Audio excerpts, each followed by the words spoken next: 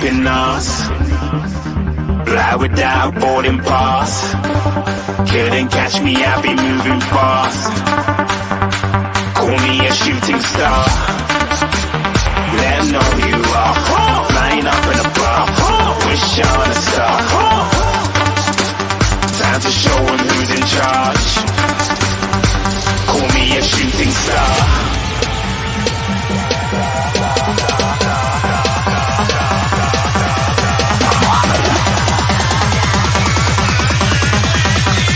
Shooting stars. Didn't even get to cross.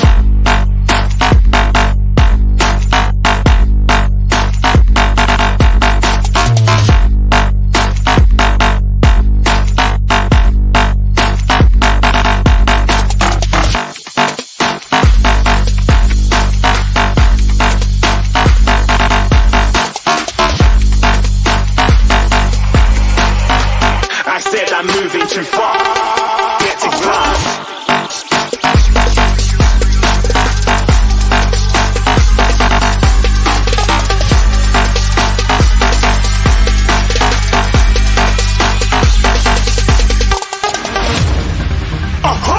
Looking at a shooting star. Got more than a couple of people going mad. I swear they're rooting hard. Said I might be big in the game, like she went and got them breast implants. I said I'm moving too fast, didn't even get to glance. I'm ready to eat up track like I'm seated in a restaurant. If you had swag like mine, you know it's best to flaunt. We aren't hating because you aren't. Shining like it's neon, rock like kings of Leon. Shooting stars across the galaxy. I stand out, so don't be mad at me. Infiltrate, I'm with my strategy. When I turn up, then I just have to leave. Shooting stars across the galaxy. I stand out, so don't be mad at me. Infiltrate, I'm with my strategy. When I turn up, then I just have to leave. Yeah, shoot. Yeah, shoot. Yeah, shooting. Yeah, shooting shots.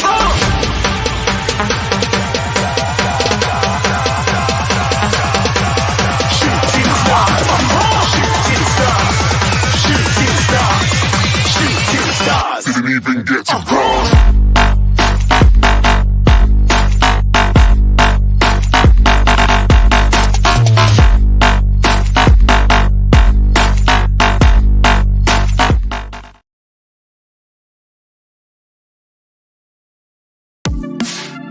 The first game we look for, Robbie.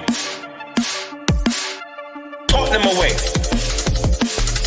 When we got Tottenham away?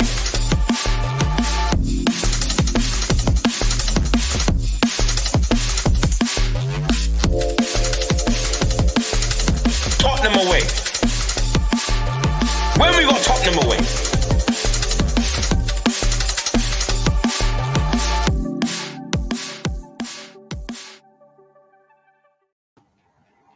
Hello everybody, welcome to Tottenham Away, the best place to be in town on a Monday night if you're a Spurs fan. If you're not a Spurs fan, it's the best place to be as well. So everyone, this is the best place to be. Welcome. Hope everyone's doing well. Smash a like, subscribe, hit the notification bell, all the good stuff. Leave your comments in the chat. We'll put as many as we can up on the screen during the show, and any talking points, we will bring them up.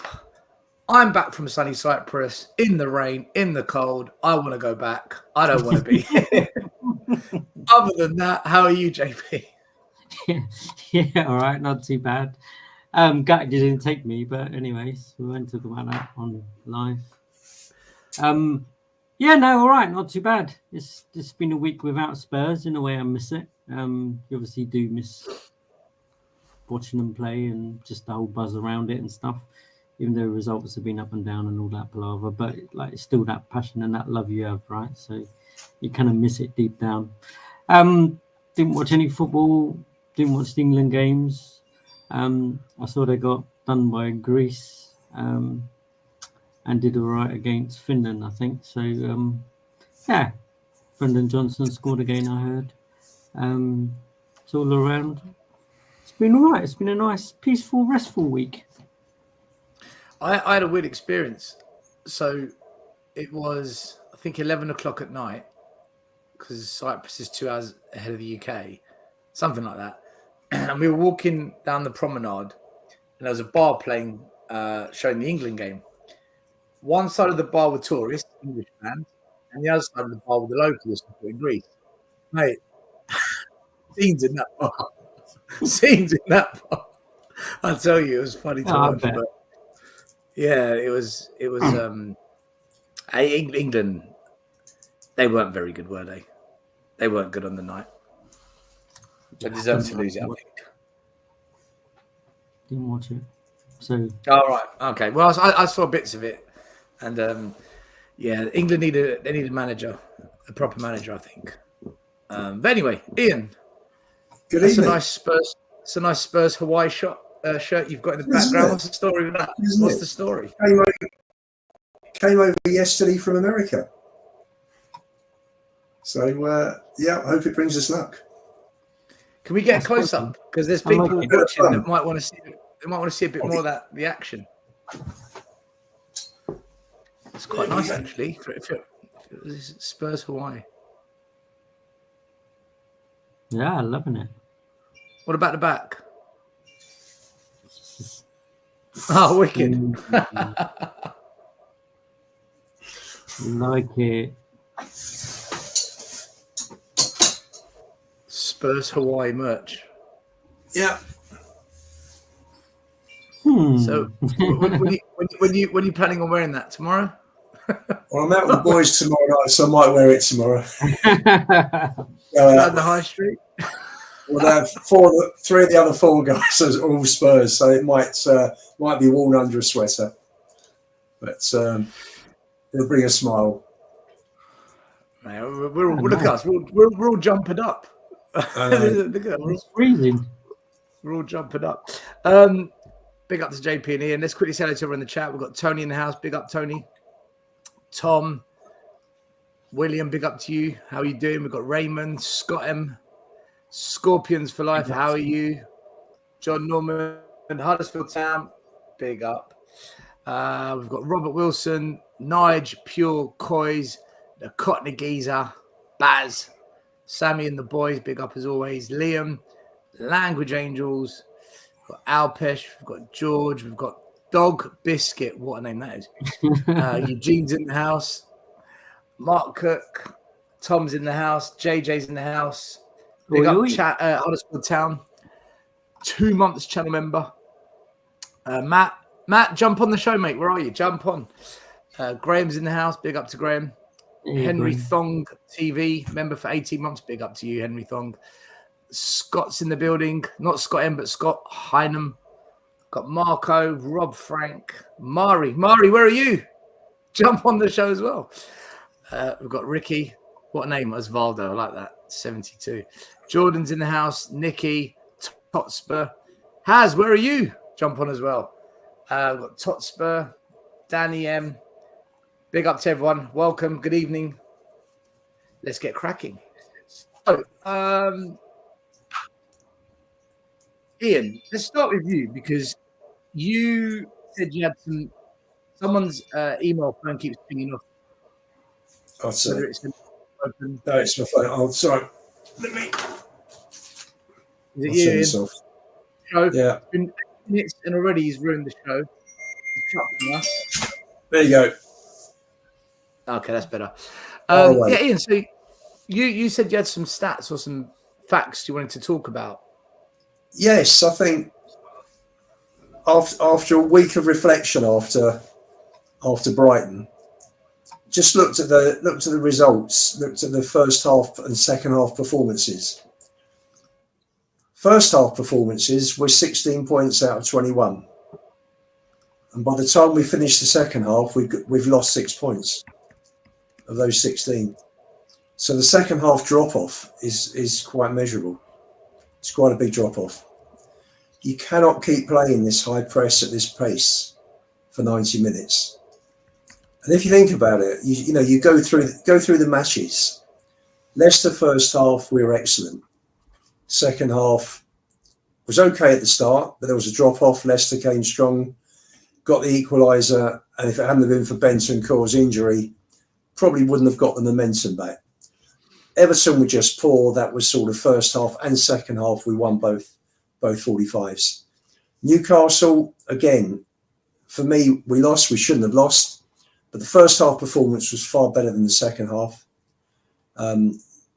Same, I understand, for Arsenal. Brentford first half, again, was better than the second half. United were poor, but again, we dominated first half. They had 10, 15 minutes second half. And Brighton, we all saw what happened there. So I just think the style of play with the non-stop press first half, I think they're getting knackered. They must be hitting the red zone, the players, second half, must be. I just don't see how this can continue. Just don't see it. Can you run past that stat again? When you say first and second half, what do you mean by that? Okay. At half-time for the 7 games, we were ahead in 5, level against Arsenal and behind against Newcastle. So had the result stayed, had we drawn every second half, we'd be on 16 points and sitting in second place. Unfortunately, we dropped 6 of those 16 points. We dropped 1 point to Arsenal, we dropped 3 to Brighton, we dropped 2 to Leicester. So from 16 points at half time, we finished up with 10 points at full time. So the second half drop off is quite a big drop off. Right. So here's a question to you and JP then. If the second half performances are costing Tottenham as it stands, then I've got 2 things that pop into my mind. First of all, Graham, who's in the chat. Let me quickly find Graham. Where is he? Graham. There he is. Now, Graham, GRL58, he's often told me that he looks at Ange Ball and he thinks it's dependent on Spurs getting 2 free goals in the first 20 minutes to putting teams to bed. And if we don't do that, we're then up against it. That's the way we play. Do you think he's got a point? And the second question is,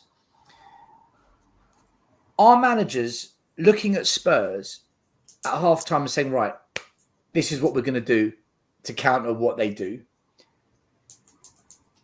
Managers are being savvy at halftime, and our manager, when the other team does get a foot back in the game, our manager doesn't adapt it to then counter what the other team has done to counter us, because he's never had to adapt before, because all the leagues he's managed in, he's never come up against managers where it's almost like a chess game. What's your thinking on those 2 points? Ange's adaptability, because other teams suss us out by half time, and depending on the first 20, 25 minutes of the game to basically win it. Well, I think bottom line is he doesn't adapt, right? We all know that, and I don't think he's going to change in any way whatsoever in terms of doing that. This whole thing about playing against Spurs and the way he plays, like I think I've already said it before, there's a simple blueprint, literally. You just drop back, let them have the ball as much as they want, have your 2 banks of 4, and hit them on a break. And if you don't do that, now listening to Ian, you've either got to allow them to like work themselves out, as in kind of knacker themselves, and then literally in the second half or the latter part of the game, the last 20 minutes, you've got a big opportunity to pick them off. I think the blueprint's there for every team to do it. And realistically, I think it came from, well, was it Pep, I think, the first game kind of like Pep played against us. And everyone's been doing that. He even came up with a corner thing that everyone did. Did we adjust to it straight away?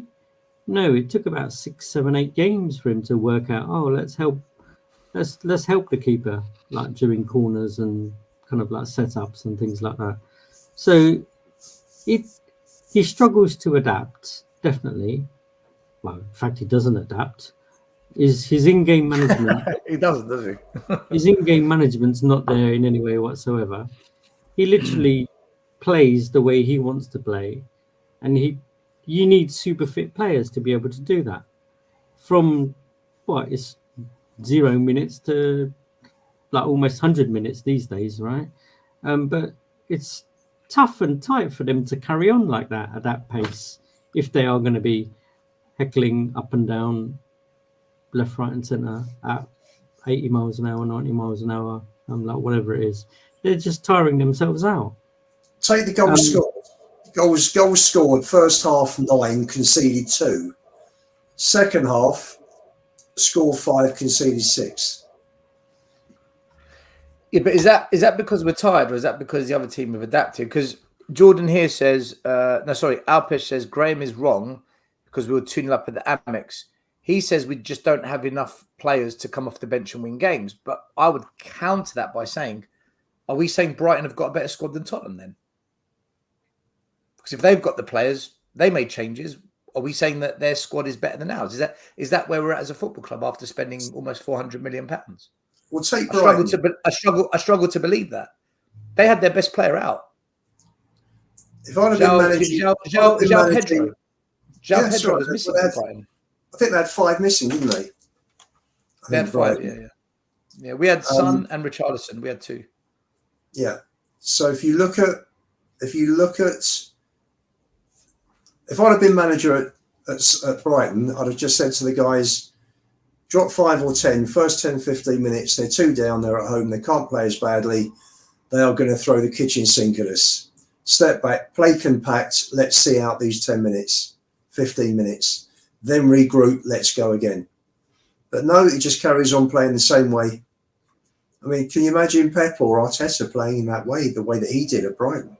Second half. We said it last week, Ian, right? In terms of when you went in at half time, and be it the fact that you're 2-0 up and Brighton were pretty poor in that first half, literally the talk has to be to them, they're going to get a rocket up their arse in that changing room next door. They're going to come out that first 15 minutes absolutely having a go. Literally, we've got to hold them for those 15 minutes and then play the game from there, pick them off. Yeah. That was always going to happen, right? Because they were so poor, you knew the manager was going to tear into them at half time. Yeah, and he would have given our guys a breather as well, which you need. You just can't play at that pace for 90 minutes. No player can. See, I think, big up by the way to Dan. I think it comes down to the one thing I've moaned about under Levy for the last since the Poch era. Really, I've moaned about it, and that is our transfers for me just don't cut it. I get the system Ange wants to play. I don't fully agree with it, but I get it. Him wanting to play a 4-3-3. I totally understand it, because when you do your coaching courses, 4-3-3, if played correctly, there's many ways to play it, is the best system to play position-based football. And I'll show you why. I've actually got a diagram that I did the other day for someone. I think I saved it. Yeah. So the reason a 4-3-3 is the best, okay? So GK's goalie, 2 centre-backs, right back, left back, defensive mid, right forward, striker, left forward, right? There's more triangles in this formation than any other formation, unless you go to a 3-4-3, which is a variation of a 4-3-3. So this is why Pep plays it. This is why Jurgen Klopp played it. If you're going to play possession-based football, it's about small triangles and in some cases slightly bigger triangles. Nothing gives you more triangles than this. And if one player moves out of position, then someone else can go into that position. And that's where you want rotational players. So the triangles are always there or thereabouts. So I get why Ange plays the system. And this is one of the reasons we've got such high possession stats. I get it. However, if you're going to be a killer machine doing this, you need the caliber of players that finish their dinner, that create, that keep possession, that don't play sloppy passes, that can play under pressure when someone's on them, that can beat a man once in a while. You need technical magicians with intelligence. And when I look at our team, I don't think we've quite got that in abundance. And when I look at the signings we've made, I'll just go by this summer. Solanke, for me, has it, but he's not a killer up front. So as a striker, I don't get it. Archie Graham Bergvall, we've had this chat every single week. He didn't even bring them on, right? He didn't even bring them on against Brighton. What does that say to us? Then we look at. Did you just on that still? Did you hear what he said about that? Remind me. We were so shocking that I didn't. There was no point. I'm not interested in bringing on subs. And even if we got back in the game, it would have been a false draw. But how can our manager actually come out and go, I didn't want to win that game. I didn't want to even get a draw out that game because we were that shocking. I didn't want to change it around because the players out there were that shocking. Yeah, JP, I think he made a dog's dinner of his post-match response. An absolute mess of it. Who are the other two players? Timo Werner. I mean, for crying out loud. So I look at the formation he wants to play. I understand why he wants to play it. I don't agree with the way he plays it. I think it should be tweaked. But I don't think he's got the players to play in this level of competition consistently. And when you add his failure to adapt when his way doesn't work, it kind of sums up, in my opinion, why Ian's got those stats of us being, Tottenham half Spur. This was wasn't this the moment under Conte? We were Tottenham half Spur. You could kind of argue it's the same again. We're Tottenham half Spur again. Yeah. What's really changed? What's your take on it, Dan? This Ian was. Did you hear what Ian's stats were? Half of it before I came over to the computer. Basically, if you look at the season so far, in the first half of games, Spurs score lots of goals, don't concede many. We're on top. All systems go. In the second half, we don't score as many. We concede more. The wheels begin to come off. So we're a team of two halves, and we're discussing: is it because we're knackered? Is it because teams suss us out at halftime and adapt, and we don't adapt? Is it because we don't have the quality to come off the bench? But then who's in charge of the transfers? Who does that fall on? Why do you think we're at the moment a team of two halves? You know what? I think it's a bit of everything of what you said. Really, I don't think you can put it on one specific thing. Maybe in a certain game you can, but overall, I think it's a bit of everything. Half the time they are looking knackered by when there's still 20 minutes to go, or certain players are. Half the time it's blatantly because they've sussed us out, as they do every time, and Ange just hasn't got a clue on how to do a plan B or change anything. And it's basically everything else of what you said. And we haven't got the subs to bring on to change a game. I mean, who have we really got sitting there who can change a game, change a style, change a part of the game? No, we've got the same player for the same player as such, like type of player. But we haven't even really got any subs we can bring on. And I think it's a bit of everything in one, tell the truth. And with looking at Angie's style, I think the way I've started to look at it, he's actually quite lucky he's at Spurs in a way, because we've actually got an all right first 11. I think if you go and put him in a technically smaller team, he's getting relegated, because he would play exactly the same way even if he was with bloody Ipswich or teams lesser than that, Nottingham Forest, whatever else. And he still wouldn't change his way and he'd be out of the picture.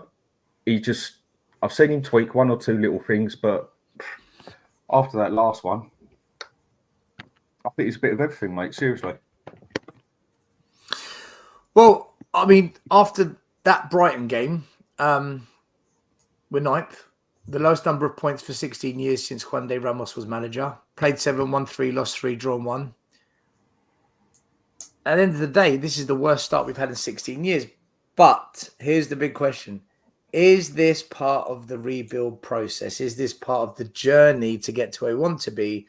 Or are there serious questions that need to be answered? Because for all their faults, Jose, Conte, managers before him, it wasn't this bad of a start to a season. And they had far worse signings made for them than what Ange's had. So what do you think, guys?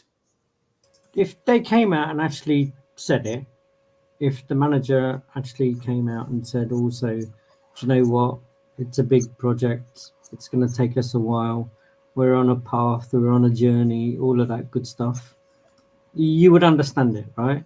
You go and buy Archie Grays, it's not for now, it's one for maybe next year or the year after. Bergwell, fine, fantastic, couple of years. But bed him in, things like that. No, I absolutely don't have a problem with that. I'll get on board with it and let's go. Like, you know,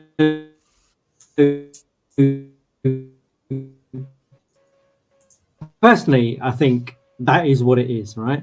But when we hear, no, oh, I've lost you. No, I'm going to go for it. Second year, I've won everything in all the previous clubs I've been at. The players we go out and buy are, for now, they're my players. I know exactly what I want, and it kind of totally contradicts it himself, or it totally contradicts what journey we're looking to go on. So, which is why I think half the fan base are saying, well, if we're looking to win now, you're buying the wrong type of players to win now. And you're coming out with, we're going to challenge for the league next year. You're not going to do it with that type of players. And the other half of the fan base are like, well, it's going to be one for the future. We'll give it time. But it's because of that contradiction. It's difficult for people to all get on board and go on one journey. JP, I agree. There's so many YouTubers currently doing videos. It's a rebuild. Calm down. It's the rebuild. Things take time. Yet the manager's saying, challenge for the league, win a trophy in the second season. That's not a rebuild. That's a win now. You're spot on. That is a win now. Ian, are we win now? Are we rebuild? Are we confused? Where are we? I still say the same as what I said 2 or 3 months ago. I was asked on a space, how do you feel about the new season? And I said, I'm going to feel more excited in 12 months' time than I am now, because we've got some very good youngsters, and they're going to be that much better in 12 months' time. And I think I'll be looking forward to it then. Now, it is a rebuild. It's not. It's having said that, you know, you look at the Europa League, and you haven't got the top clubs around Europe in there, and we're one of 5 or 6 clubs that have a chance of winning the Europa League. Domestic trophies, we've got no chance. We're not even top 6 in, you know, we haven't got one of the top best 6 clubs or squads from, you know, for me in the Premier League. So for me, it is a rebuild job. You know, he's made so many changes in a very short space of time. You know, there have been, 17 players went out of the club this year, albeit I know several of them are on loan. But he cleared a load out. He brought 4 or 5 in. You look at last season as well. Several players went last season. He hasn't brought that many players since he came in. I think Mickey was the first. Van der Ven and Johnson were the first 2 that he put his name to. There was no one before. That was all Paritici. So you've got those 2. Dragerson was 3, and plus whoever else. Werner 4.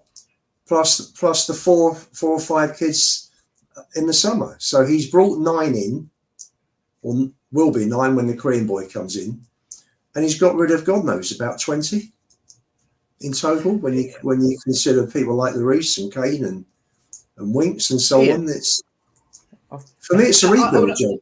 We're nowhere near the level of the top 3. Not even top 4. I want to ask something. You talk about this Europa Cup, right? I'm not convinced, and the reason I'm not convinced is because what Brighton did to us the other day.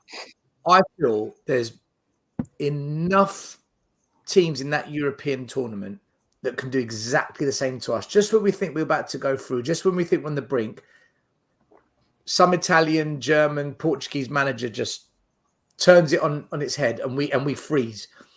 And Pacos de Ferreira and Ferencváros could have easily done that to us, and they're not the big boys. I'm not convinced by the Europa simply because Ange is manager. I don't think Ange is going to get his way in this competition, because there'll be 1 or 2 managers out there that just do a number on him, and they won't be necessarily the best team in the competition either that we come up against. Do you think does that not worry you, Ian? No, because I think Ferencváros, we had 3 first teamers starting. When he gets to the serious end of the competition, he'll have his first team in. And for me, I look around at the teams. Roma are like, they're in the bottom 10. So are Sociedad. So are Nice, I think. We've already put United to bed. I honestly think we have a genuine chance. If he plays his first team, as Dan said, we've got a decent first 11. And if those players can stay fit at the right time in the season, then there is no reason why we can't win this trophy. Ian, Against Brighton, that wasn't down to players burning out after 70 minutes. We conceded 3 in the first 20 minutes of the second half. That was down to the players coming out with a cocky attitude. We've won the previous 5. We're 2 up here. We're strolling this. The game's already won. And they got to kick up.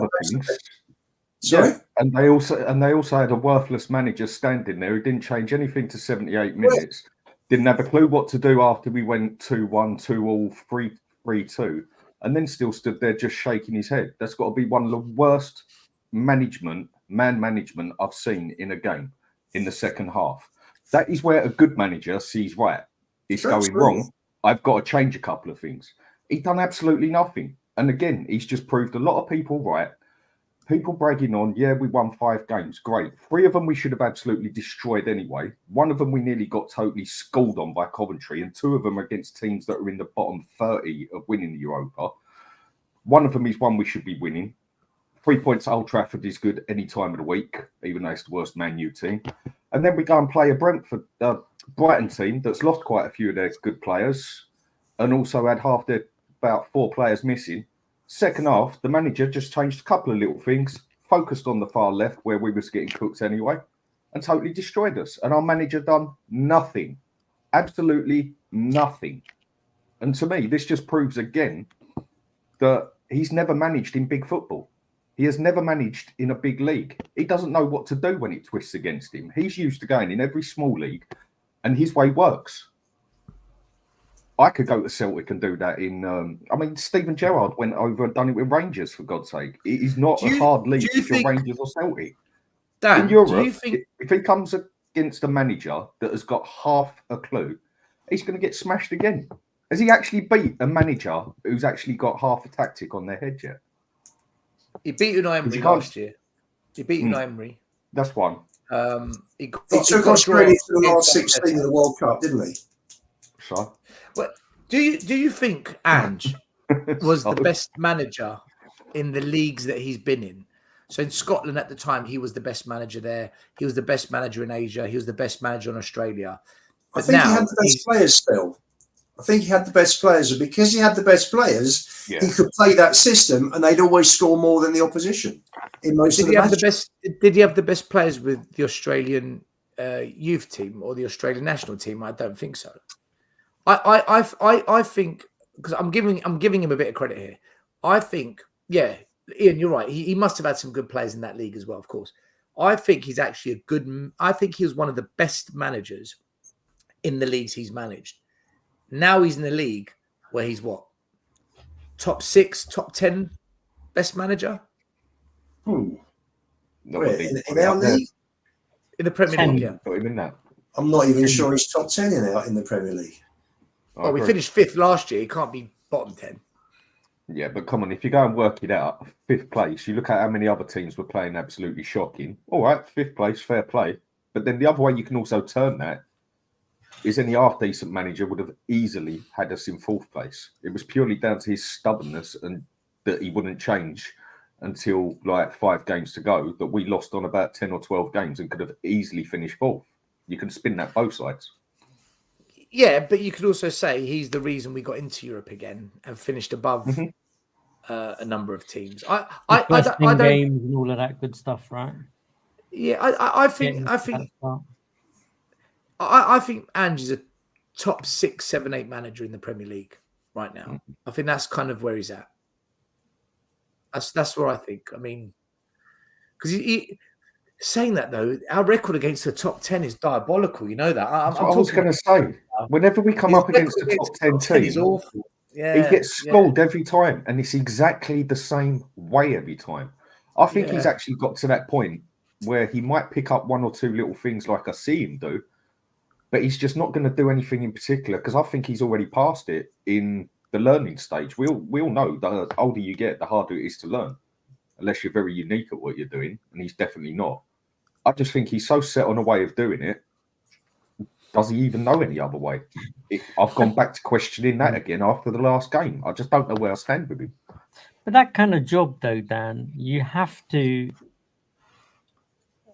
kind of, I say, learn on the job, but you kind of almost have to evolve every season, really, don't you? You have That's to what a good study the manager game does, so yes. much. You That's have to study what the a game. good You manager have to does. look at patterns, what way it's going, how other teams also set up, how it is that game of chess, as kind of like Stell mentioned A earlier. good manager adapts for every game that he's playing for, because nearly every game you play, there's going to be something very different in it. And he doesn't change hardly anything. One thing I've noticed that he's changed is he only has one of the wing backs fully inverted and the only one half inverted. He doesn't have them both sitting in the middle now. Okay, that's a bit of light at the end, but again, we come up against a half decent team like Brighton. They change their things around a little bit. He changes nothing, and we got absolutely schooled out there. I think the worrying thing for me about Brighton was their manager's very young. He's 32, and 31, he's 32. just He was at the Spurs training ground last year or something like that, and was asking them all questions and understanding the philosophy of management and everything. Six months he's come and done that to him. And Ange's been on the block for 2 decades. Yeah, sorry, Ian, go on. So I don't think Brighton won it. I think we lost it. I think we threw that game away through our pure arrogance and complacency. On what side? The manager or the players or both? I think the players did. And the manager doesn't know how to change things. That's the problem. It's both of them. Both of them. But the players on the pitch, Dan, if they'd have done their job, would have come away with 3 points. I get what you're saying, and I do agree with that. They did come out complacent, but then he did nothing either. But then again, you saying that, I could say that to every game. If the players done their job, we should go the whole season unbeaten if they all done their job properly. You have to be able to see when someone's not doing something, to be able to adjust it somewhere, or even shout at someone to back him up because he's up against a speedy winger, or drop a little bit on that side because we're getting done every single time. You have to. Everybody else saw what was happening on the right side with Porro. Everybody else saw it. And they even doubled up on it towards the end of the first half. Second half, he's blatantly said what he said. Go up there, concentrate on Porro because we're totally outdoing him. And if it's not working there, go over to the other wing. And it looks like he just sat there. We don't know what got said, but it looks like he just said, we're winning, boys. Keep it going. They come out complacent. He had a bit of a shock.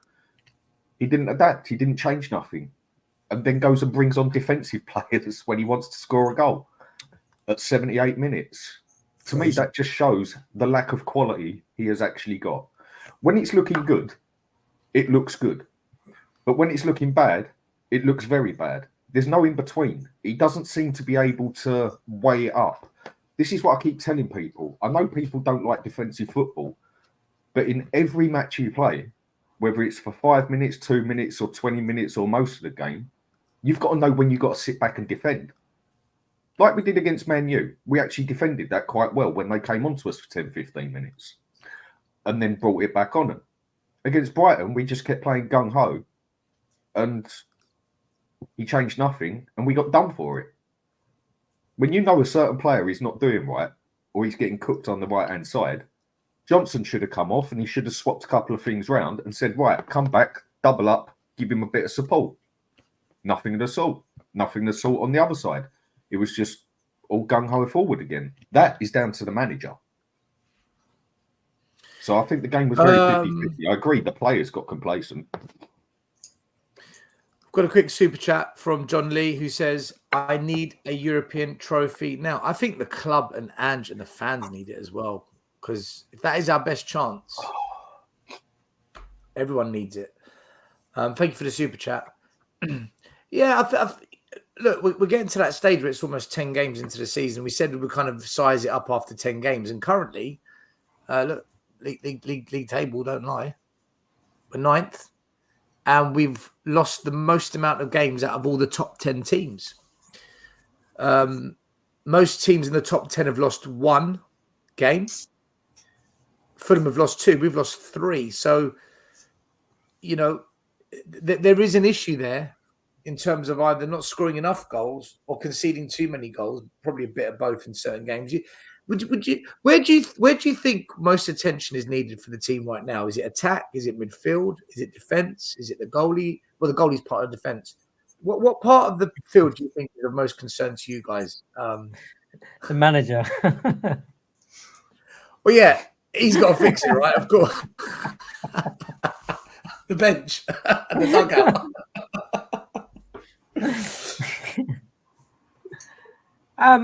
If it was me, I would say probably you're looking at defense and midfield, really, from my perspective.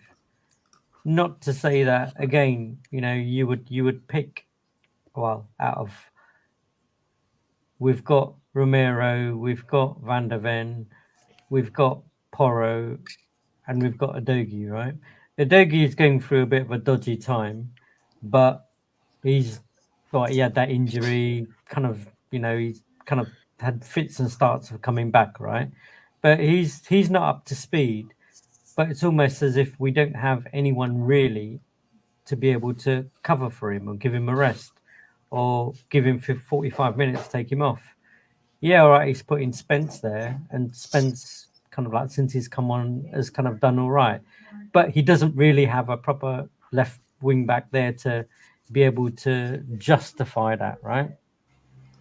Porro on the other side, again, okay, kind of like you've got Spence there. And we don't have another speedy centre-back. It so relies, again, that system so relies on having centre-backs who've got a bit of pace. Romero's not that person. If Van der Ven doesn't do it... Romero looks like he's on another planet. I think he's already looking elsewhere. Apparently, he was dropped by Argentina for the internationals. Well, the way he's been playing for us, it don't surprise me. He's been one of our worst players this season. Yeah, I don't know. You know, I'm full of good news. Aren't I? Apparently, tonight as well. I was going to bring this up a bit later on. That Vicario is starting over Donnarumma as Italy's number 1 against Israel, and he's conceded from a corner. So, you know, make of it what you want. Italians are meant to be renowned for their defending, so I need to look at it to see if he's at fault or if he's involved in the failure. But you know, I think the biggest issue with Spurs right now I think it is the manager. I do. I don't think Porro or Udogie are spectacular defenders. I don't think they are, if I'm honest with you. But you see, the one thing under Poch, we were solid. Midfield, defence, we were solid. And I don't think it's a coincidence that the manager used to be a defender as a football player. He was a defensive player for Argentina. So I think he just knew how to develop the foundations of a defence. And then with the attack, he did develop a creative attacking team, but he also had some class players at the time. Kane, Son, Dele Alli, Ericsson. Those 4 in their prime was what? They've got to be some of the best in the Premier League at that time, if not the best, right? So I think that helped him as well. But I just thought if Poch had this team, I think would be defensively much better. And I think attacking-wise would be just as good. I don't think we would be any worse attacking-wise. I think we need a manager that just gets the art of defending in phases of the play. There's moments in games where just defend, man. Just freaking defend the game. Well, you could argue that. You could argue I don't think he gets it. That's a perfect defense for Conte. Right? Yeah, we've had this chat. We've had this chat and stuff like that. You know, you could say that that's a really good defense for him to be able to master with. JP, if we say this though, you're going to have people like Jason McGovern losing his mind, saying, "Oh, the football's turgid, it's boring." I love the fact it's entertaining football, even if we lose. And there's so many fans that think like that. There's so many Spurs fans that would rather entertaining football that loses rather than a defensive team that isn't as entertaining. And I think, well, defense is just as much of the game of football as it is scoring goals, right? I think it depends on what you call entertaining in that aspect. I mean, well, free-flowing front foot attack, Yeah. to there is to do. but I also Blah, blah, find blah. it entertaining when the team just soaks up everything and then in a split second gets up the other end of the pitch and scores. It's each their own on that one. And with Conte, yeah, we were just so defensive because he had no other options really. Correct. Whereas now you change the style, he's got a lot more options to soak it up and then within a split second get up the other end of the pitch. Whereas with the team he had, he really did not have. He just, that's all he could do was sit back. I just want a manager that's more level-headed. I would like a more younger manager that can adapt. A manager that, obviously every manager's got their set way they want to do things, but a manager that is willing to adapt for certain games, change it for certain moments, change it when you have to. When your best player isn't playing good, be willing to leave him on the bench. That's another thing he doesn't look willing to do.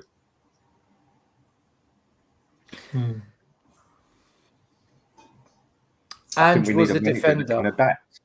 a rubbish one there? Yeah, look, when I'm saying we need a manager who knows how to defend and coach defending, I don't mean we become a defensive team. Just defense. Yeah. Add that to your skill set. Like, JP, how many times have we done shows where I've said, I watch us play and I see things and I can tell defending hasn't been coached. I can see it because I've coached defending. I've coached building up the play, the phases of play, attacking, overloads. Right? You have to do it all when you coach. I watch Spurs at times and I just look at us and I can tell whoever's in charge of the defending coaching side of things, either they're being overruled, the players don't get it, or it's not being done. And I just feel it's not being done because the majority of our training time is spent on the attack. And this goes into the whole PR thing that I think is being spun by the club. And this is why I call Angie yes, man. It's all to there is to do the Tottenham way. We've got our Tottenham back, attack. It's so heavily driven that side. We've neglected, quite a big part of the game, which is you've got to defend, man. The reason Arsenal are such a good team right now isn't because they're brilliant attacking. It's because they're freaking amazing at defending, man. Like, they're actually bloody good at it. Tell me a team that hasn't won the league without a quality defence. That is always where you build your team from, a defence. You've got to have a defence. An attack can win you a game. A defence wins you a league, a cup. It's that rock that you build from, isn't it? Exactly. Every team has had a solid defence. What it should be changing, guys, is from playing 2 at the back to 3 at the back. I agree. Because Porro and Udogie are wing backs. Bring Jorgensen in. Drop the line 10 yards. Give yourself a chance. The gap between halfway and Vicario is far too big. And, you can't have Vicario 30-35 yards off his line. You'll end up with shots going in like the Villa winner against Bayern Munich, where Neuer was outside his box and Duran hit the ball over him for the winner. So, and you've got 3 defenders there. You've got 3 quality defenders there. Sure, 100% agree with you. 10 yards, and it doesn't. You're not playing a low block like Jose or Conte did. I mean, Jose and Conte didn't have any choice with Dyer, Longley, Sanchez, Tanganga, Davis. I mean, it's what chance did he have? I mean, I felt sorry for Romero with those guys. What Conte would have done with this team. You look at it. Sorry, go on. We unfortunately we have the wrong managers. We have certain players at certain times, but not the manager. And Conte and Jose would have done brilliantly with this squad of players. This squad of players is better than what they had. Much better. 100%. And you've got to look at it this way. no matter how people dislike a certain style of football, again, it's each their own. Counter-attacking is more my favourite style, but that's just me. And look at what they've won with it. That style was won more than out-and-out attack, I'd say, over the years. Unless you put a team like Barcelona or Real Madrid. When Conte won the league with Juventus and Chelsea, they scored over 90 goals both seasons. Playing counter-attacking football. So if you've got the players there, you can play that way, and you can attack and you can score plenty of goals. So, you're scoring over 90 goals in 38 games. It's 2.5 a game. But look, this is where Levy is such a clever bastard.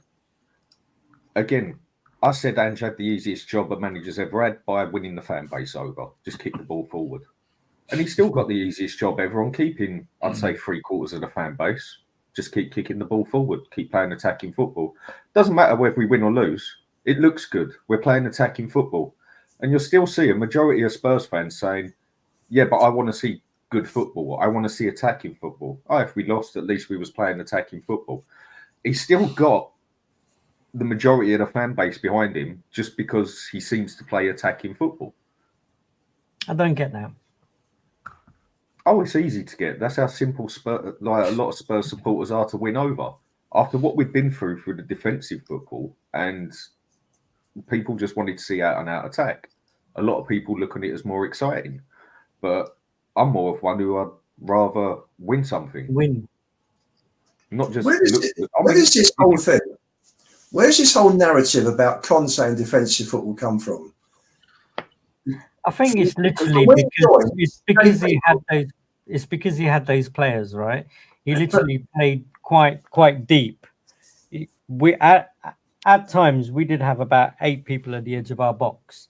And but we were the second highest goal scorer that season after Man City from when Conte joined the club during the season. And we would hit teams on the break with Kane and Son. We hit 4 at Villa. We hit 4 at Leeds.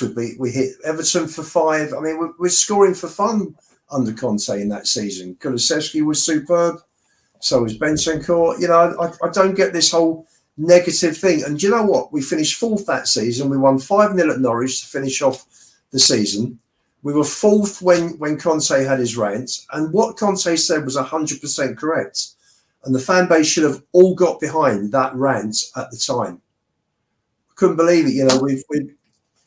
We've sat and watched rubbish most of the time for 24 years.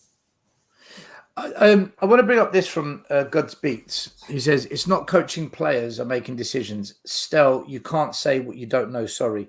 First of all, I know what I'm talking about. I'm a UEFA qualified coach. I developed players for the pro game. What's your credentials? Because I would say you should not speak about things that you don't know. When we lost to Brighton, I brought up a number of slides to explain the way we set up defensively exposes us to space that the opposition can exploit. We weren't shutting down the wide players that were attacking the flanks. That's coaching. You've never coached to know whether it's coaching or not. I have. That is coaching. Individual errors is not down to the coach. They're individual errors. But to allow the pressure onto the defense that enables errors to occur is coaching. It's tactical. And it's happened too many times for you just to say, oh, it's this player's fault, it's that player's fault, it's this player's fault, it's that player's fault. Blame players, yeah. But also you've got to look at why players are being exposed to those constant scenarios. It is coaching. That's why you see managers go into clubs and fix things quickly when the coaching is different. The reason we attack more, the reason we are more fluid when we go forward is because of Ange. He's coached that into them. You can't say to me, we look like a more possession-based team, a more attacking team because it's the players. It's the coach. The coach has enforced that. The same reason we concede goals, the same reason it goes tits up, that's a lack of coaching defensively. You can argue this with me all day long, but this is why defensively we're weak. He's got the players to defend far better than what we're seeing. I can tell they're spending a lot of time on passing the ball, playing it out, keeping possession, squeezing teams, pressing, all attacking elements of the game. The defensive side of the game, I think they're spending maybe 20 to 30% maximum in training on defending, maximum, and you can see it. I can see the way the midfielders move. JP, I can see the way the midfielders move when we lose possession on the counter. That says to me they don't know where to go. You don't know what to do. One of the biggest things I've said to you from watching games already is that when we are rushing back, we just bolt it back. No one runs back with a man or looks at a man or looks to cover a man or looks to cover the pass that's coming into the box or anything. They're just running back just to get numbers back. Literally, like all the time they do that. Yeah, because the instruction is going to be like amateur level instruction. Get back. Yeah. Get back. That's what you tell under 10 players. Get back. I was 10 kids, at school playing come back, kids. Get back. When you can see, and a lot of people say, like we've had said to us and others, well, you're not a Premier League manager, so what would you know what to do? And well, my attitude is, well, you're not a Premier League manager either. So if my opinion is irrelevant, your opinion's irrelevant as well. If people want to play that game, some of it is just common sense, and all you've got to do is watch football for 20 years, 30 years, 40 years, 50 years, right? Like some, and it is just common sense. Some of it, when you can see that a team is blatantly getting destroyed on one side, that is where you got to fix something. That is where you got to focus on. And again, he done nothing. Absolutely nothing. When it comes to a crunch, when it really matters, is where he seems to. I don't think he can handle pressure on the pitch, or he just does not know any other way. Because every time the pressure has come out and out on us, where there should have been a change made or something along the lines, nothing has ever happened until too late in the game to change anything. Listen, Dan, I'll give Ange credit. I think he's made us a better attacking team. I think on the front foot, the way we squeeze games, the way we pin teams in, the way we allow ourselves to get into a position, a shooting range area of the pitch, I think he's made us better. There's no doubt. I give him all the credit for that. No, I'm purely talking about the stats tell us that. But I don't think he's made us a better attacking team. We only know, I'd say 8 times out of 10. Without Harry Kane, I think he has. Without Harry Kane, I think he has. He never had Harry Kane, so that one's irrelevant to me. He never had Harry Kane in the first place. No, but I'm comparing him to the managers that did have and what they did. And I think without Harry Kane, what he's managing to do, numbers putting up on the board, goals, opportunities, shots on target, possession, I think, and let's be honest, a Son that's half cooked now, I think he deserves credit for the attacking wise. I get it. Defensively, I think he's all over the place. I think this manager's completely all over the shop. When your team can only score basically, apart from now and again, one type of goal, to me, that just about says it all. Okay, we might have more of the ball up there. We might have more chances, more of this, more of that. But I would say, I mean, if I've got it wrong, someone say so. I would say 8 out of 10 goals we score, some of us could put it in there because it's literally across. It's basically like playing FIFA. A sweaty ball across and tap it in the net, basically. And that is what a lot of our goals are like. Now, the fact that we don't seem to know how to score any other goals, bar the odd one here and there, how has that made someone better attacking overall? I don't think it's that we don't know how to score other types of goals. I think he's drilled it already into them that this is the way that we have to play to score goals.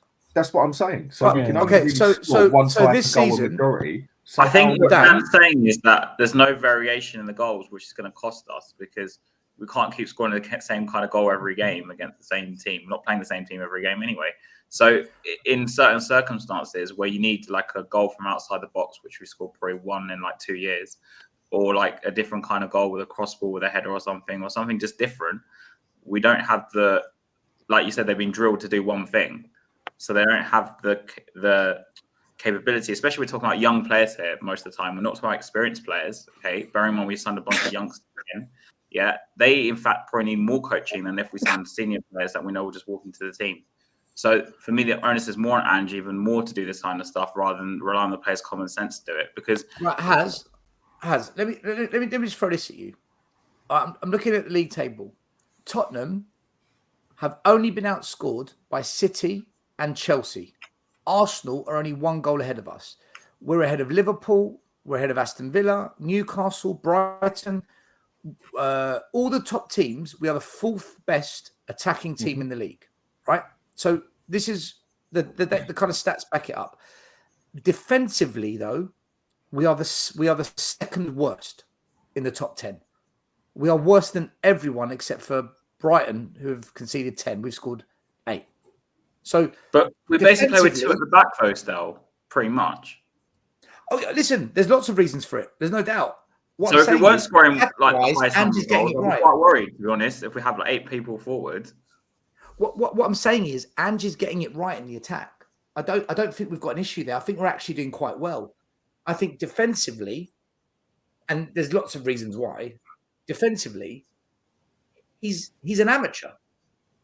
Do you guys agree? Do you disagree? Because I'm just going by what I'm seeing on the league table. I don't think he does any defensive work, to be honest, from what I've seen. A goal's a goal at the end of the day, isn't it? Yeah. So I can complain as much as I want that we really only score one type of goal, but a goal's a goal, a win's a win, whatever. But when your team can 9 times, 8 times out of 10 only score one type of goal, for me that hasn't necessarily made the attack better.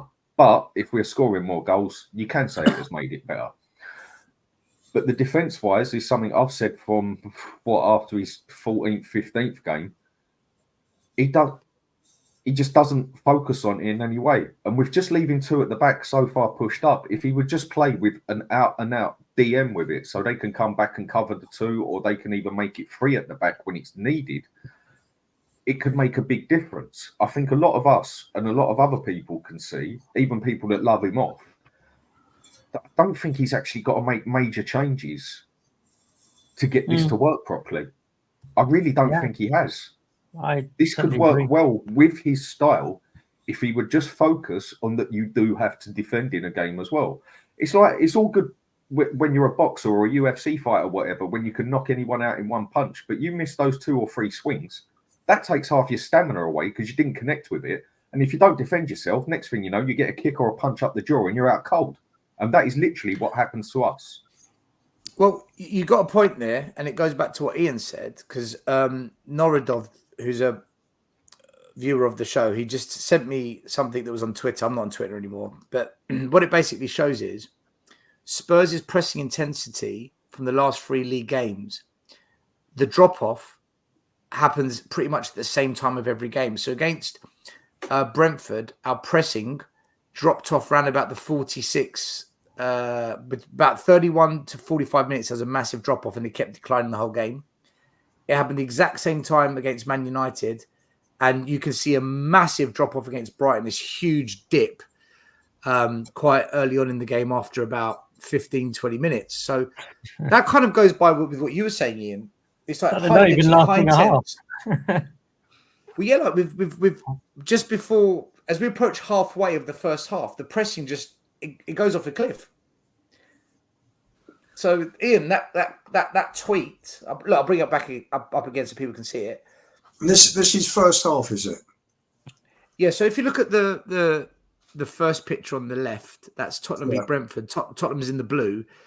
As the line goes down, that's the pressing intensity dropping off. Oh, wow. Then in the top right, it's Man United, Tottenham are blue. You can see it dropping off at 4.1, which is roughly after about 20 odd minutes. And then against Brighton, you can see that against Brighton, we are the brown line. You can see that massive nosedive that happens. Yeah. And that's the intensity of our press dropping off against those. That's the last 3 games. You can relate it, like I said, to boxing or UFC or any type of fighting. Because if we went in and done our job properly up front, like the chances we've had and missed it, we could be 3-0, 4-0 up sometimes at halftime. You can go for the knockout. But you find with a lot of fighters, if the other one just defends enough and lets him use his stamina, throwing the punches, missing the punches, not getting that knockout in 2 rounds, in 5 rounds in boxing or in 2 rounds in UFC, whatever, then they're just totally cooked and knackered and the other one just picks him off at his will. I've seen that happen with some of the best fighters out there and totally control the fight in every which way. But when it comes to the last couple, he's absolutely knackered and then bang, bang, he's out cold on the floor. And that's exactly, again, the same with us. Where we put so much pressure in and don't actually finish games off when we should, we're knackered by the time it comes to the last third of the second half. And just had 45 league games now since the beginning of last season. Name me one where we were 3-0 up at half time. I can't think of one. Is there one? If anyone can think of one who's listening. Newcastle at home last year when we won 4-1. Villa away, Newcastle at home. I think Everton at home this year. Many. But then 2-0 up at half time should be enough. You see, the thing is, with 2-0, at times, I prefer to be 1-0 up at half time than 2-0 up at half time, because 2-0 you can come out thinking you've done the game like we did. Whereas 1-0 up, I find a lot of teams come out and they're still a lot more on their guard, basically. I just find it a bit of a weird one. Sometimes I think you're better off 1-0 up at half time than 2-0 up at half time. And I think that showed there. I think my biggest problem with the Brighton game, I was going to say, sorry, looking at Ange's touchline, you know, there's that meme with that dog in the fire. You know what I'm talking about, right? Yeah. When I watched him on the touchline, that's what it reminded me of. Like, he's just watching it all fall apart. And then he took him to to concede the third goal for him to make a change. Like, it's really pathetic. It's really pathetic, to be honest. And it's not just that. Like, the guy signed Werner twice. I don't know how there's still people out there defending him. Like, I just don't understand it. I just don't get it. Do you know what? Talking about Werner, right? By the way, Mari, glad you're all right for the Hurricanes. I'm guessing you haven't left the house because you haven't shaved for like a week. So you look like you've been trapped. Nah, I'm gonna meet my barber in a couple of days. So I should be good. Everything good though, yeah? Yeah, doing good. Just actually turned on the computer for the first time in days. So it's just rebooting, so I'm on my iPad.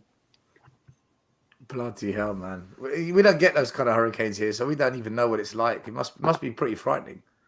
Well, we got one overnight many years ago and didn't even know it was coming. Yeah. That was 87, Dan. Something like that, wasn't it? 87, 86, something along those lines. Yeah. 87. Fucking hell.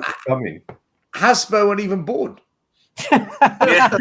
I was still a kid then. I'm born in 92, so yeah. Hasper wasn't even alive. Unbelievable. Do you know what? I want to talk about Werner, right? Because I just every time Ange speaks, I literally shit myself. You know that. I can't believe what I'm hearing. I just want to read this to you, okay? His comments, man, before and after the game, just Ange Postecoglou on trying to sign Mitoma when he was the Celtic. I tried to get him, but it was already done for him to go to Brighton. Him and Kyogo were the first two players I tried to bring across here. Mitoma would have been a good signing, but unfortunately for us, Brighton also have a very good scouting network. They managed to pick him up, but there was never any doubt in my mind that he was another one who was going to be a top player. He's done really well down there, which hasn't surprised me.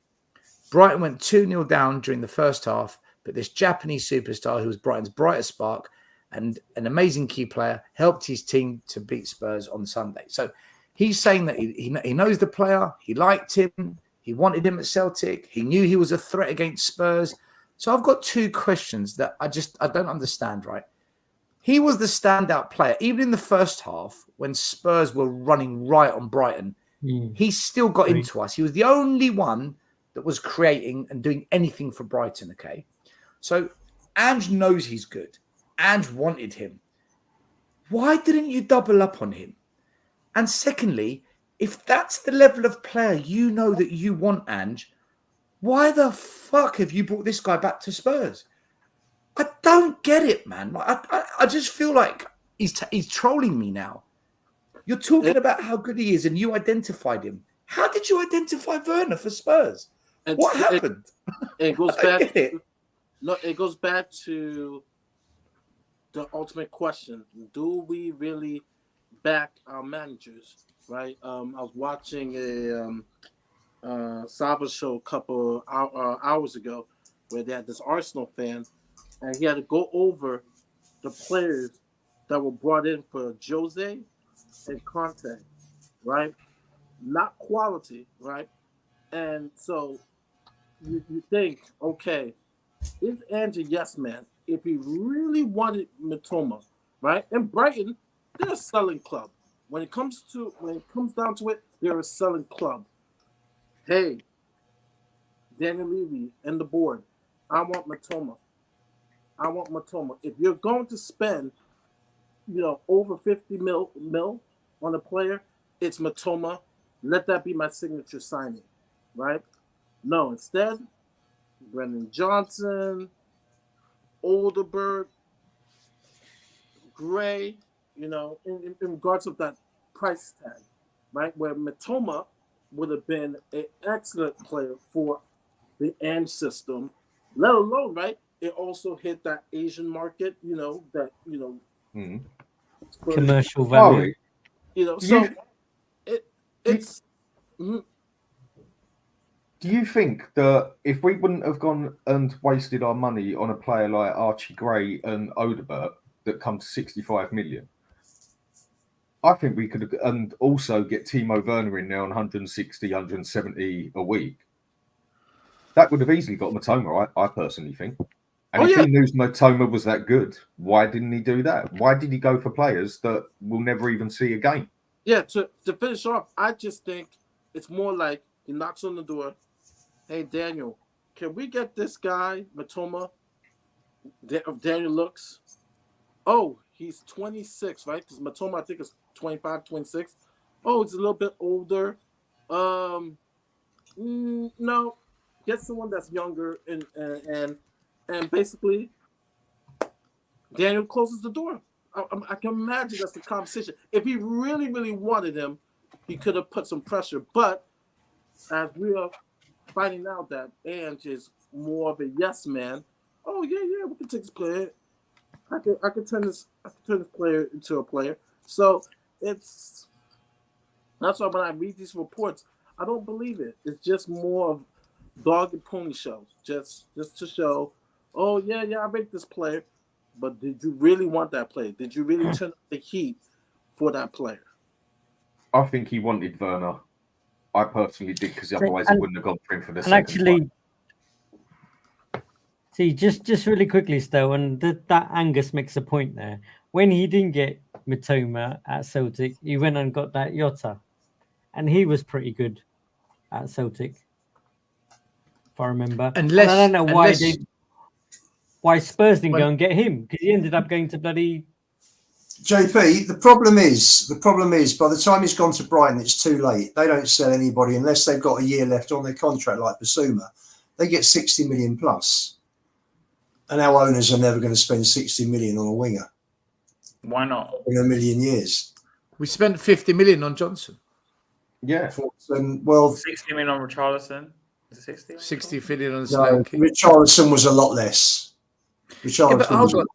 Ian, the point is, I'm not saying go get Matoma, he's under contract. My point is, you've got an eye for a good player, right? You wanted him. Why don't you go and sign someone of that level? Yeah. The time to buy Matoma was... Timo Werner's nowhere near that level. I know that. And that's why in a way, when he first came, I think we were also expecting us to not maybe go and get well-known stars, but stars from these leagues that he's been. Celtic. The fact that he knows these people at these levels, right? That's what I thought he would. That's exactly what I thought he would do. I thought he would be a Brighton type of manager, see more money than he's ever seen in the club, even though we could have put more into it. And I thought he would actually be a manager that could pick out the, what do you want to call it, the rusty diamonds, basically, sort of thing, and basically get them working right. But to me, it just looks like he really doesn't have much of an idea on how to do that. And with some of the players we've brought in, I just cannot still picture how a manager can sit there and be happy with getting players that aren't even good enough to play in the first team, that's seventh choice. Other ones that will only see a game because there's been 3 or 4 injuries. Like Odebert, he probably wouldn't have even seen a game, bar maybe in Europe, if Son wouldn't have been out and other players wouldn't have been out on there. There's about 4 of the players we've brought in who just They don't even see a game even when we're 3-0 up and completely dominating a game. Because and that's where big contradiction comes in with me, Dan, is that if he's come out and said, no, they're my players, I bought those players, I wanted you Archie Grays and stuff like that, right? Yeah. But in a game when we're playing against Brighton in the second half and need something, he doesn't see enough of, or he doesn't seem to want to trust them enough to bring them into the game to allow them to show what they can do. JP, Mikey Moore didn't bring him on till the 88th minute. What's the point of that? We're chasing a game from the 66th minute. Brings him on 88. And he made after the game though. He said we didn't want to be falsely rewarded for making stuff. I mean, what rubbish? It looks like that. I sent you the text though. Have you not heard of that saying, Ange? Winning when playing badly is the sign of champions. How many games did Sir Alex Ferguson win at Man United when Man United didn't deserve anything, but they snatched it? Rugby time, isn't it? Many a time. He doesn't want to play the kids. It's obvious. Just doesn't want to waste our money on him then. But didn't still tell us. You're right, Dan. Play the kids, he's actually bought some good kids, but he doesn't play them, and it's disgraceful. Doesn't trust them. Doesn't want to play them. It's madness. Well, how are they? Absolute madness. You know. I don't want to go back into this one because it'll go a mile with us, Ian. But then I will just please don't bring up Archie Gray. I can't do another Archie Gray. I'll say with all of them. Dan, when was going to improve if they don't play? Dan, I'm going to ask you. I'm going to ask you. Where's Archie Gray playing? Left back, right back, centre backs. No, guys. Left wing, right wing, goalkeeper. There are a few people at Brighton that were all saying, when was the last time we had an 18-year-old kid at the back who's played right back, centre back, left back, and is actually a midfield player? The kid's going to be brilliant. It's going to be brilliant for us, but he's got to be given a chance in his right position. And you've already said that Ange ain't going to improve. Ange ain't going to play him because he don't like the kids. So how's he going to? He won't be here for long. This manager won't be here for long, Dan. I tell you. Hopefully not. He's not going to survive. He won't survive. Right. If Ange doesn't survive, I want to know what this fan base is going to do about this chairman, because I'm not having this last throw of the dice, last spin of the wheel. I'm done with that. They said that about Jose Conte. This was meant to be the man. This is the man that's going to change it all. So many YouTube channels have been sucked in by entertaining football, the Tottenham way. We've got our Tottenham back. And when Ange comes out with daft comments like, we don't deserve to win unless it's entertaining and dominant, blah, blah, blah. Like, shut up and win the game. You're paid to win, man. Win the game. Okay, every manager, every team has a bad game. Players have bad performances. Find a way to win it, though. That's the sign of quality when you don't deserve it and you win it, because we know most of the time you should be entertaining, right? You're allowed to win ugly once in a while. This is, but fans buy into it. He'll come out and spout some nonsense that has reminded us of. But do you know how many fans buy into that has? Do you know how many fans would say, my manager? No, I've been to my gaffer. I know what you're talking about. Don't worry. I've been in arguments with loads of people about that. There's loads of them. There's loads of them. Yeah. It's almost better, like, though, if we went to 2-2, then all of a sudden he changed a little something and we snatched it up at 3-2 because he changed a little bit of tactic. Doesn't that look even better? You know, that he was able to adapt to what they adapted to. Also, before the game, didn't he say something about they asked him about the game? I don't know if Stell talked about this before, but saying, we're two teams with very high lines, and he said, they might be entertaining. And he goes something like, we're here to entertain the fans or something. No, they said the news report before the Brighton game asked Ange, both teams have a similar philosophy. You both play the same way.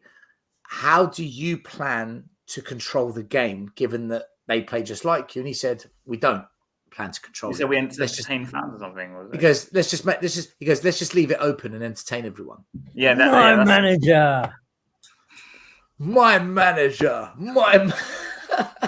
Is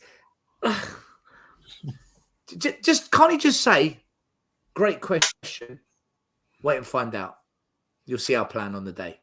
Just leave it in suspense. Let us think, oh, Anne's got a little surprise for us. But instead he goes, nah, fuck it. Russian roulette. You don't win trophies. You don't win trophies that way. No leagues. Yeah. I mean, it's. And I will say though that we seemed pretty good in that first half. JP, we were excellent. We were excellent in that first half. We totally dicked on them. They had that one chance at the time of put an amazing ball into the box. Welbeck missed the target, should have buried it. But other than that, come on, Spurs could have been 3-4 up at half time. I mean, Ian, you were there. We looked cruise control. Yeah, I would say this too, like, because I came in the conversation, but like you look at a player like Brennan Johnson, right, and he scored an early goal. And what is the biggest flaw that he has? Can he play a full 90 minutes? Because after that, he didn't do anything, right? Because he's gassed, right? Some of the games earlier in the season and even last season, right?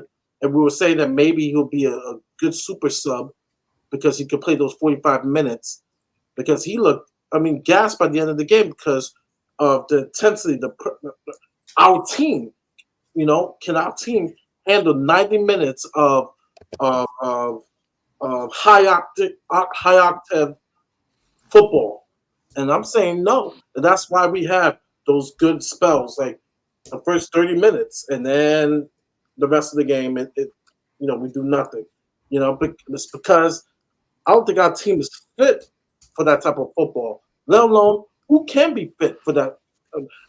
There have been great pressing teams of even Borussia Dortmund, and they don't play 90 minutes of.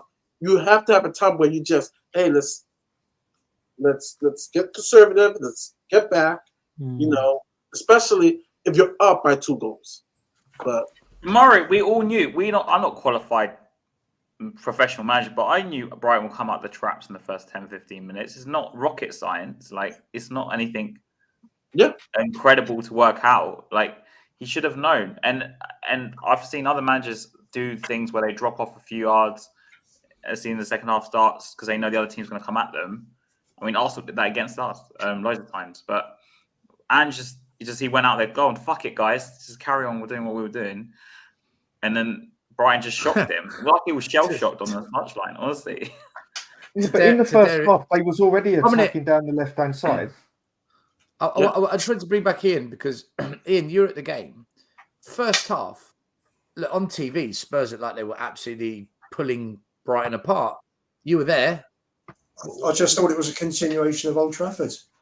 And you're looking at it, and I remember texting with Dan at half-time. We were both saying what a really good first half that was. Mm-hmm. And they should have gone out. They should have said, right, any football team, even if whatever the score is and you're winning, you go out, so you start again, second half, you might be 2 up, you go out with the attitude it's 0-0. 0-0, yeah. And you go out and you make sure you get the first goal and fine. That would have killed the game off. 3-0 would have scored 4 or 5. But no, the attitude was, we've done it already. Weak mentality. I saw a comment on here before. It is weak mentality. There were no leaders out there, nobody pulling the players in, even after 2-1 and saying, right, guys, we've got to sort this. Can you imagine like Arteta would have pulled all the Arsenal players in and had words with them? That's the difference. This guy just stood there in a coma. The way I'd have dealt with that is knowing that they're going to come all guns blazing because they've got nothing to lose. I'd have made sure the team goes out on more of a counter-attack style, not just sit back totally, but sit back a little bit and catch them on a counter, because that would have been the perfect way to do it if you've got half a clue as a manager, in my opinion. Okay, it's all good going out there and going for the kill. I get that one as well. But they were going to come at us with everything they had because they had nothing to lose. And if we'd have just sat back a little bit, kept our heads together, we could have caught them on a counter-attack several times. But they got that first, we changed nothing. They got that second, we totally fell to pieces, and then they went and got the third. But that's what I call using tactics, having 2 minds on how to play football. But then others would say, go out for the kill. It's just a personal opinion, that one. I think I said it. It's about mentality. Sorry, I was going to say You look at our squad, right? I mentioned this earlier, right? The oldest player in our squad is probably Son at 32. Yeah, and he's not a leader for me. I've been saying this at the beginning. He's not captain material. And then you look at players like Maddison, Romero, and Vicari's the fourth one apparently now. But they're all like 26, 27. They've not really been about that long, especially at the club. Even if that makes sense. But like when the chips are down, we don't really have anyone there to galvanize the players, which is why I point to Ange a lot now, because if you're managing younger players, I think the onus is more on the manager to do this stuff. If you had leaders, if you brought 2 or 3 leaders on the pitch, you could say he brought these players in, their experience. Like we got Edward Davids back in the day from under Martin Yole, on Naybet. I know there's 2 players off the top of my head, but those were experienced players, right? And they helped, like for example, King develop, and Davids obviously helped us a lot. But we don't have those kind of players in this squad. And there's no someone there to galvanise the players. When the chips down, like from 3-2, there was no one to tell him, guys, wake the fuck up.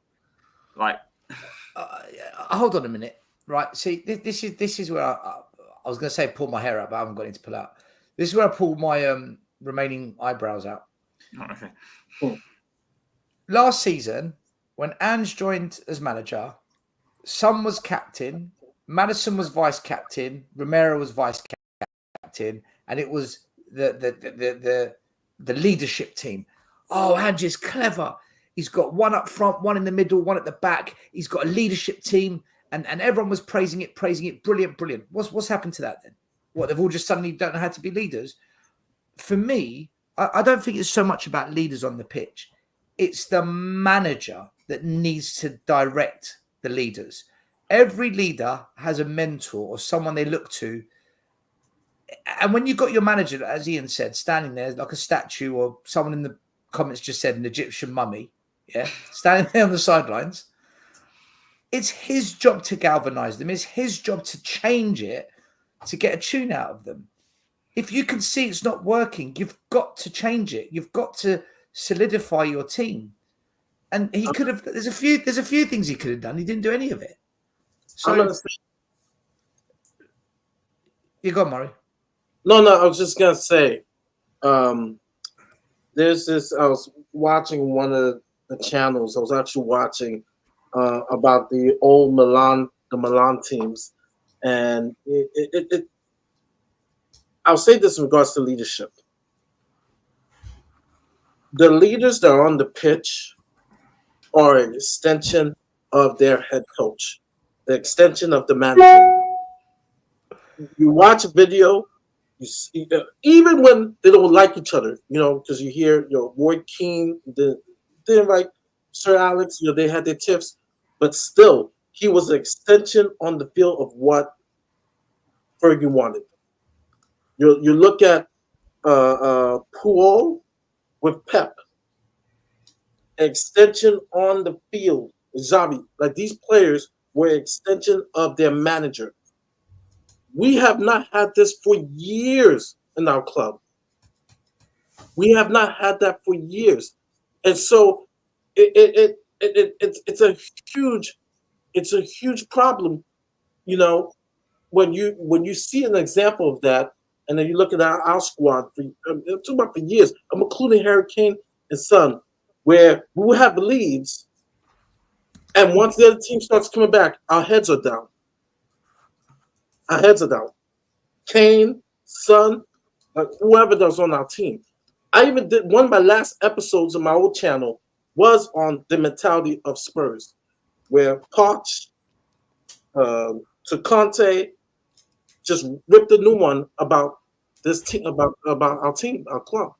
And so leadership on the field, not there. Leadership on our board, starting from Levy, not there. So it's an infectious disease that has affected our club for 2 decades or more. I'm just being honest. No, Mari, you make see. This links back to when people, again, I watch so many podcasts and I listen. I like to listen to hear what's being said, and I just bang my head against a brick wall. The amount of people that said the club's broken, the culture's broken. I just don't get why this keeps happening to us. It happens under every different manager. We've changed the squad and it's still happening. Why are we Spurs? it's almost like they are incapable. They are immune from saying it's the same fucking chairman. The chairman hasn't changed. The board hasn't changed. You don't want to protest. You don't want to demonstrate. You don't want to say it for what it is. But I don't get it. Why does it keep happening? They're all in denial, man. They're lying. They're all lying to themselves. They know what the problem is. It's just they haven't got the balls to do anything about it. So they've got to find another angle and just say, I don't get it. Of course. I just the leadership down, Ian. The leadership down. That's the culture. Everywhere. That's everywhere the culture of from the top. It's the culture of the club. That's the culture of the club. That's right. You need, one thing I like about Jim Ratcliffe is that he's gone in there with Brailsford, who's a winner, and they're determined to turn it around, and I'm sure they will. I know they're a shambles at the moment, but they will turn that club round because they're determined to. They want to win the same way that Mansour wants to win at City, the same way that Abramovich was desperate to win at Chelsea. We don't have this. It's the same in any business. Leadership comes from the top. The drive, the mentality, the intensity, the determination, the desire to win comes from the people at the top. We don't have it at Tottenham. There is nothing there. Where I do disagree about Brighton is that players have got to stand up and be counted. They're on a lot of money. Their performance levels dipped dramatically in that second half. They are far better than the performance they put in, and they have to take responsibility. The manager does as well, big time, because he did nothing. And for me, I said at the time he should have made 4 changes at 2-2. Should have brought Dragusin on for Romero, who looked lost, Spence for Udogie, Basuma for Bentancur, and Mikey Moore for Werner.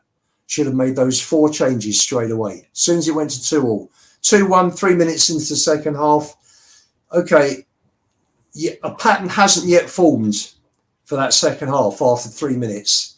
Any team can score after 3 minutes. It doesn't mean that the game has swung and momentum has swung. But at 2-2, 10 minutes later, you could see it was swinging. At that point, it should have made changes. But the players was much to blame with Brighton because their attitude was appalling. You can't. 18 minutes, and I think all 3 goals. Just personal pride, professional pride. Go out there and give it your best, 100%. However you feel, go out and do your best. The fans are fantastic. They travel in their thousands every single match up and down the country. Every single match, it goes to loyalty points because there are more people applying than tickets available. Ian, what is a business? What is the prime role of a business apart from making money? What do you have to do to make the money in a business? Keep your customers. What do you have to do? Satisfy Keep your customers. Yeah, and what does Levy do? Satisfy his customers. The Doesn't care majority. about customers. No, but that's not what I'm saying. Do you think most of the big businesses out here give a shit about me and you and everyone else? They couldn't care less. As long as we're spending their money, they're keeping us satisfied. And the majority of the Spurs fans, how do I satisfy them now? The pressure's on me. I know. I'll go pick a manager that will just kick the ball forward and play attacking football. Bang. Business. Spot on. Majority of fans happy. With, say, 20% in the corner saying they're unhappy. Forget about them. The rest are paying for away games. The rest are paying for tickets. The rest are putting a queue out on the stadium. It's about keeping your customers happy. And he does keep a majority happy, sadly. Dan's right. I'm sorry. Dan's right.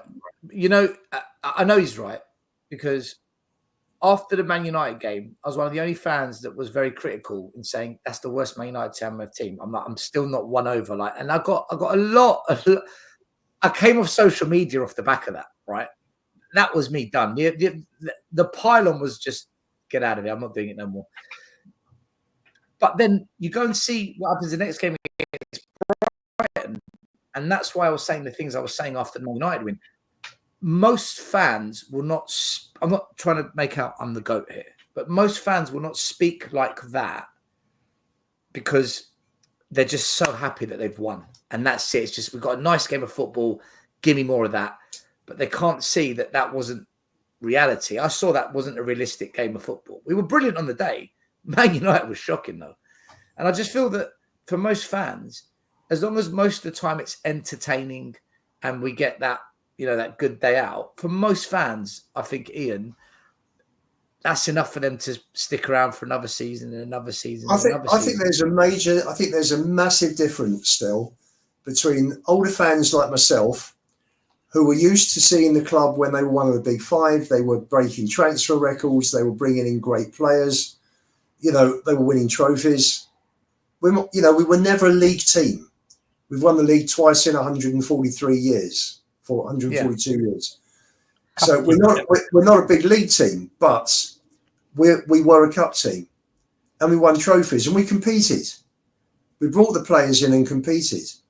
And I think a lot of the fan base today haven't had that experience. They just think, great, ENIC have built this training ground, they've built this fantastic football grounds, they're doing all this, and they don't.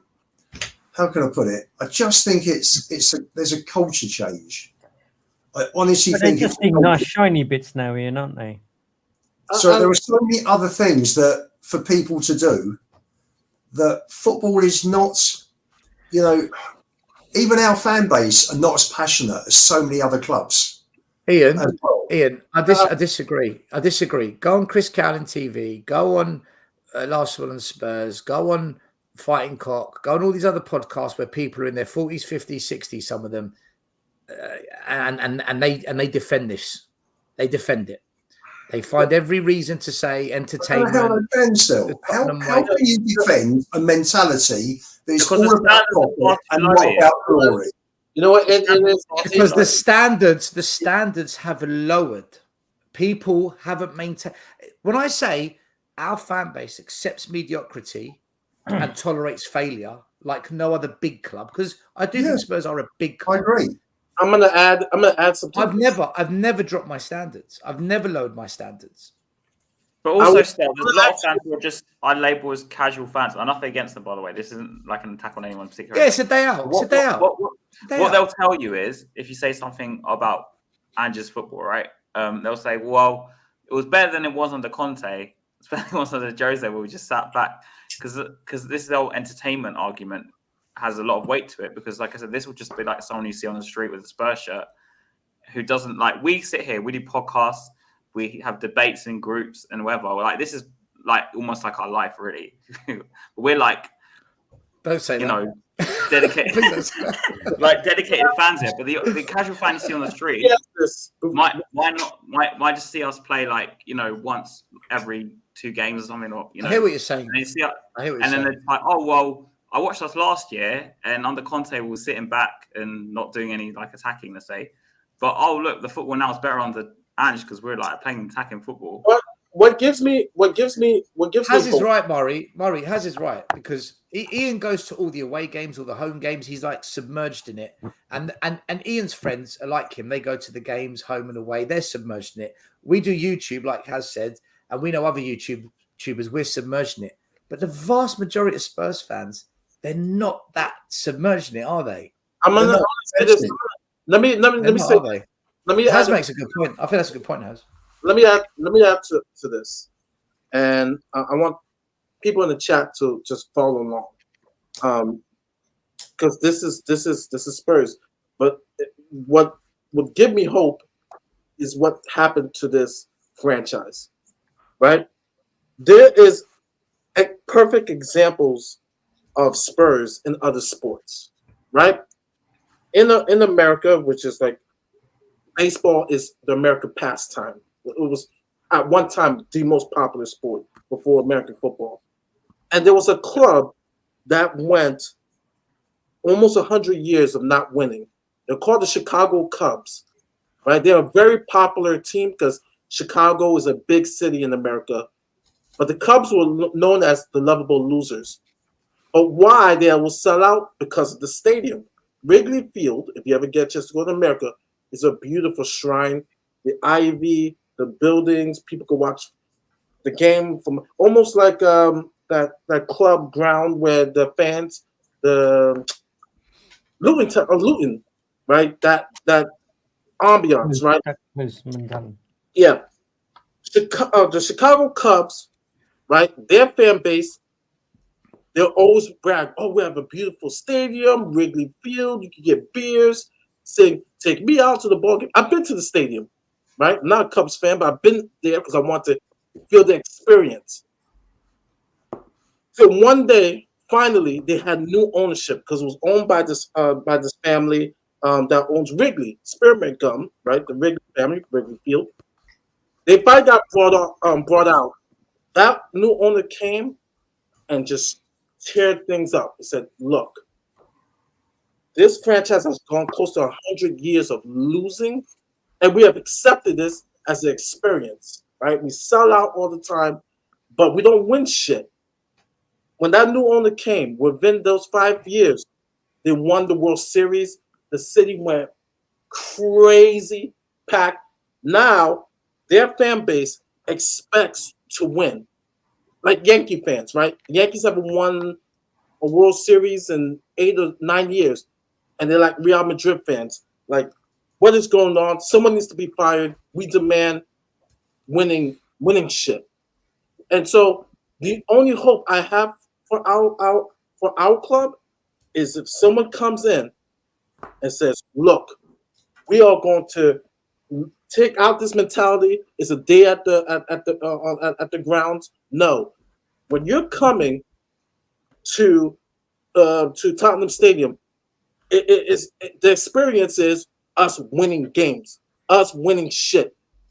It's not going to the gift shop. It's not the skywalk. It's not the drinks. It's coming to see a team that legit can win a trophy.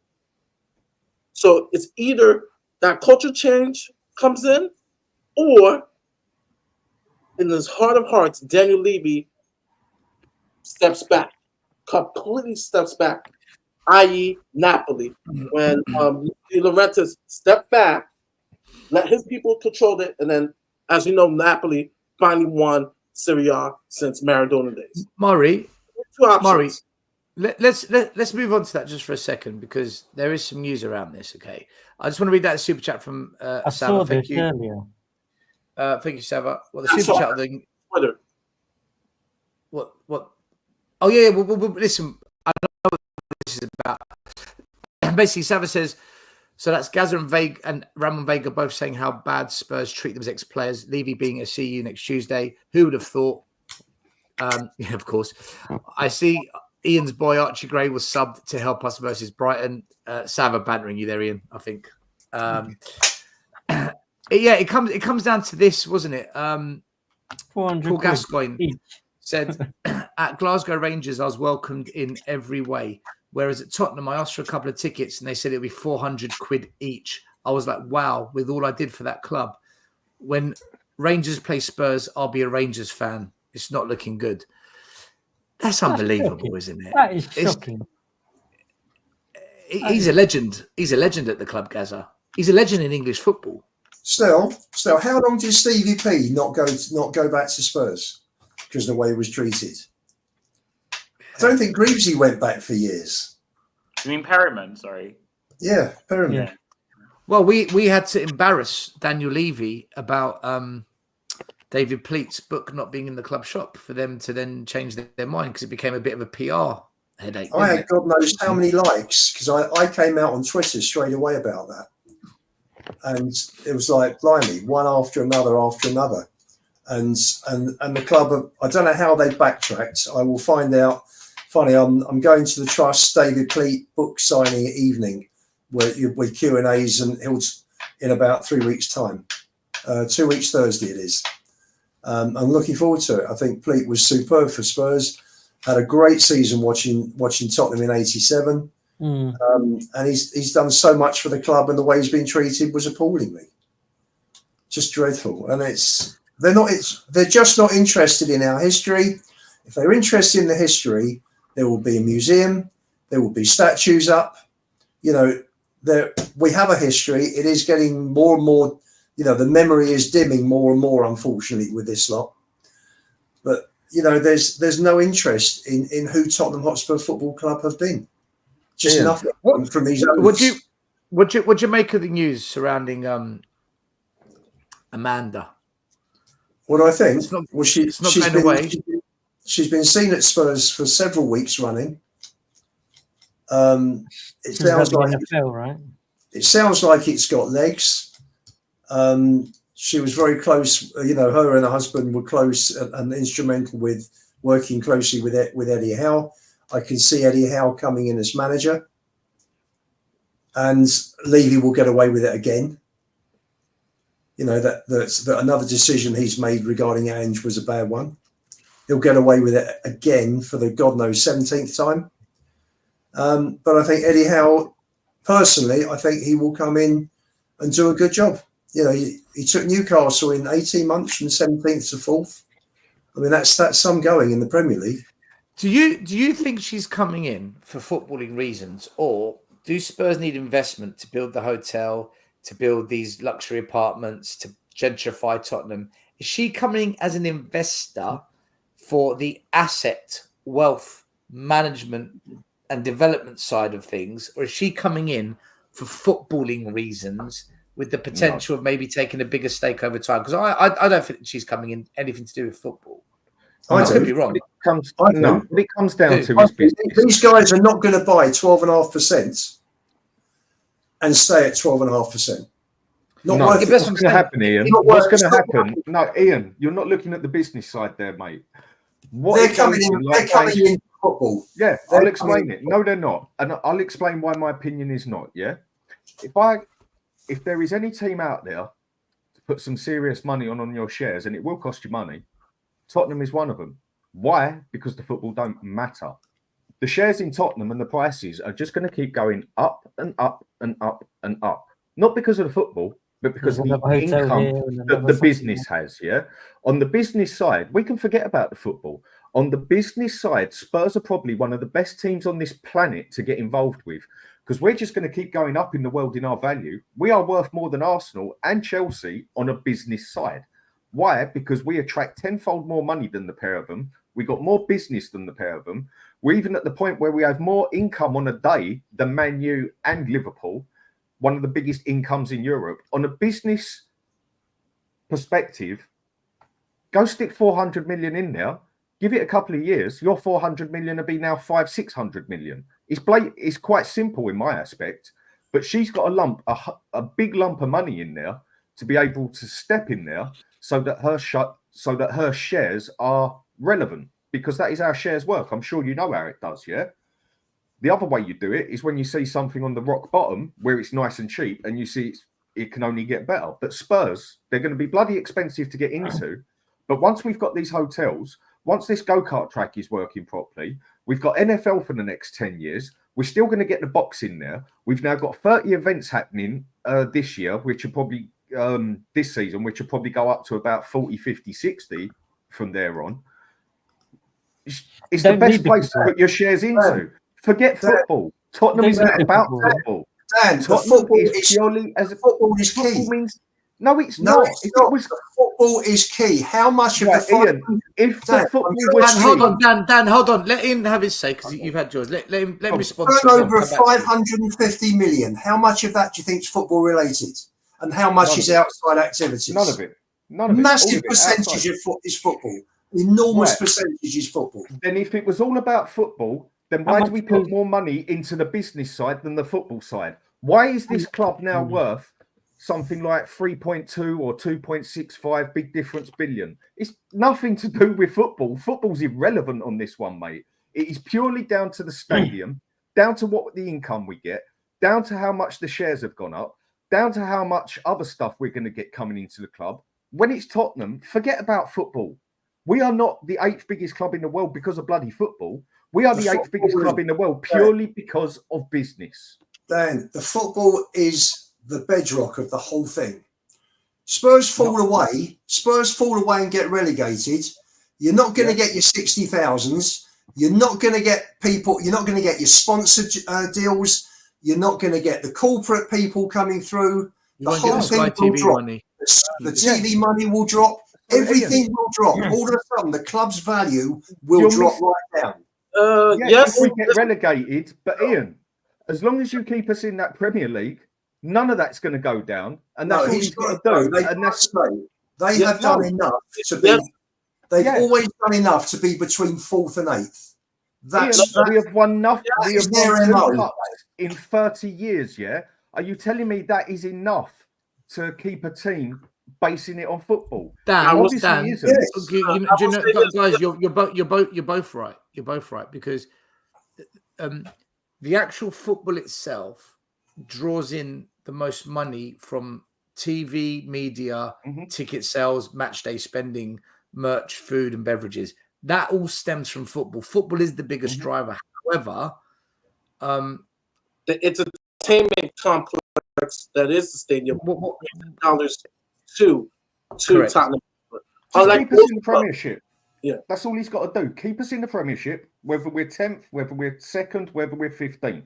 The fans will still turn up. If this goes up, well, then you're contradicting yourself if you do. Ian, 1 minute. Ian, 1 second. Ian, 1 minute. Hold on. You already agreed earlier, Ian. You already agreed earlier. Dan, hold on, guys. 1 second, guys.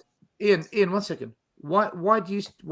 So Dan says as long as we stay in the Premiership, it's okay. Why do you disagree with that? Because I think he's got to have a team that's competitive, that's semi-competitive, that's between 4th and 8th, that's going to keep the ground full.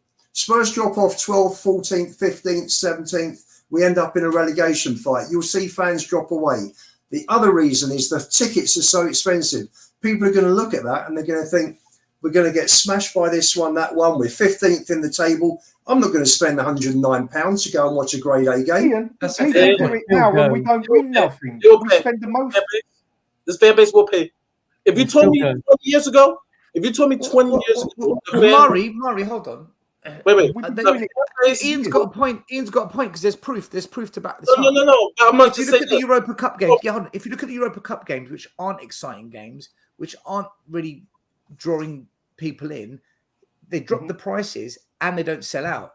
So you could almost say, if we were in a relegation season, that's like being in the Europa Cup almost, isn't it? So maybe Ian's got a point there, no? That is a point, but I will say this fan base, from what people have told me of the fan base that's in the 90s, 80s and the 90s, that this group right now is so resistant of fighting the board, leaving the board, that they would accept this. We weren't paying £70 a ticket in the 80s and 90s, though, Murray. All right. Let me ask you a question. There were 5,000 outside the ground demonstrating against sugar in the 90s.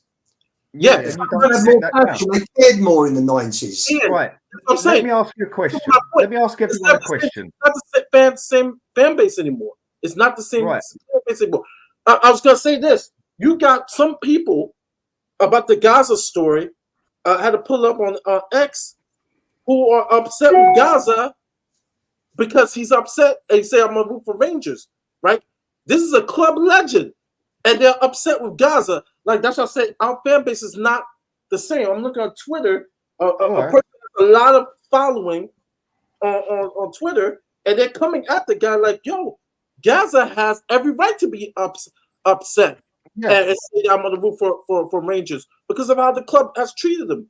I think our fan base is not, I don't want to say they're totally changed, but a lot of people are not like when the 1990s where they protested against sugar. I wish it was, because then Stell and Dago will have more people at the protest, right? There'll be more heat on Levy, but our fan base is so much of that Stockholm disease that they're just, they'll accept anything from Levy, like a seal.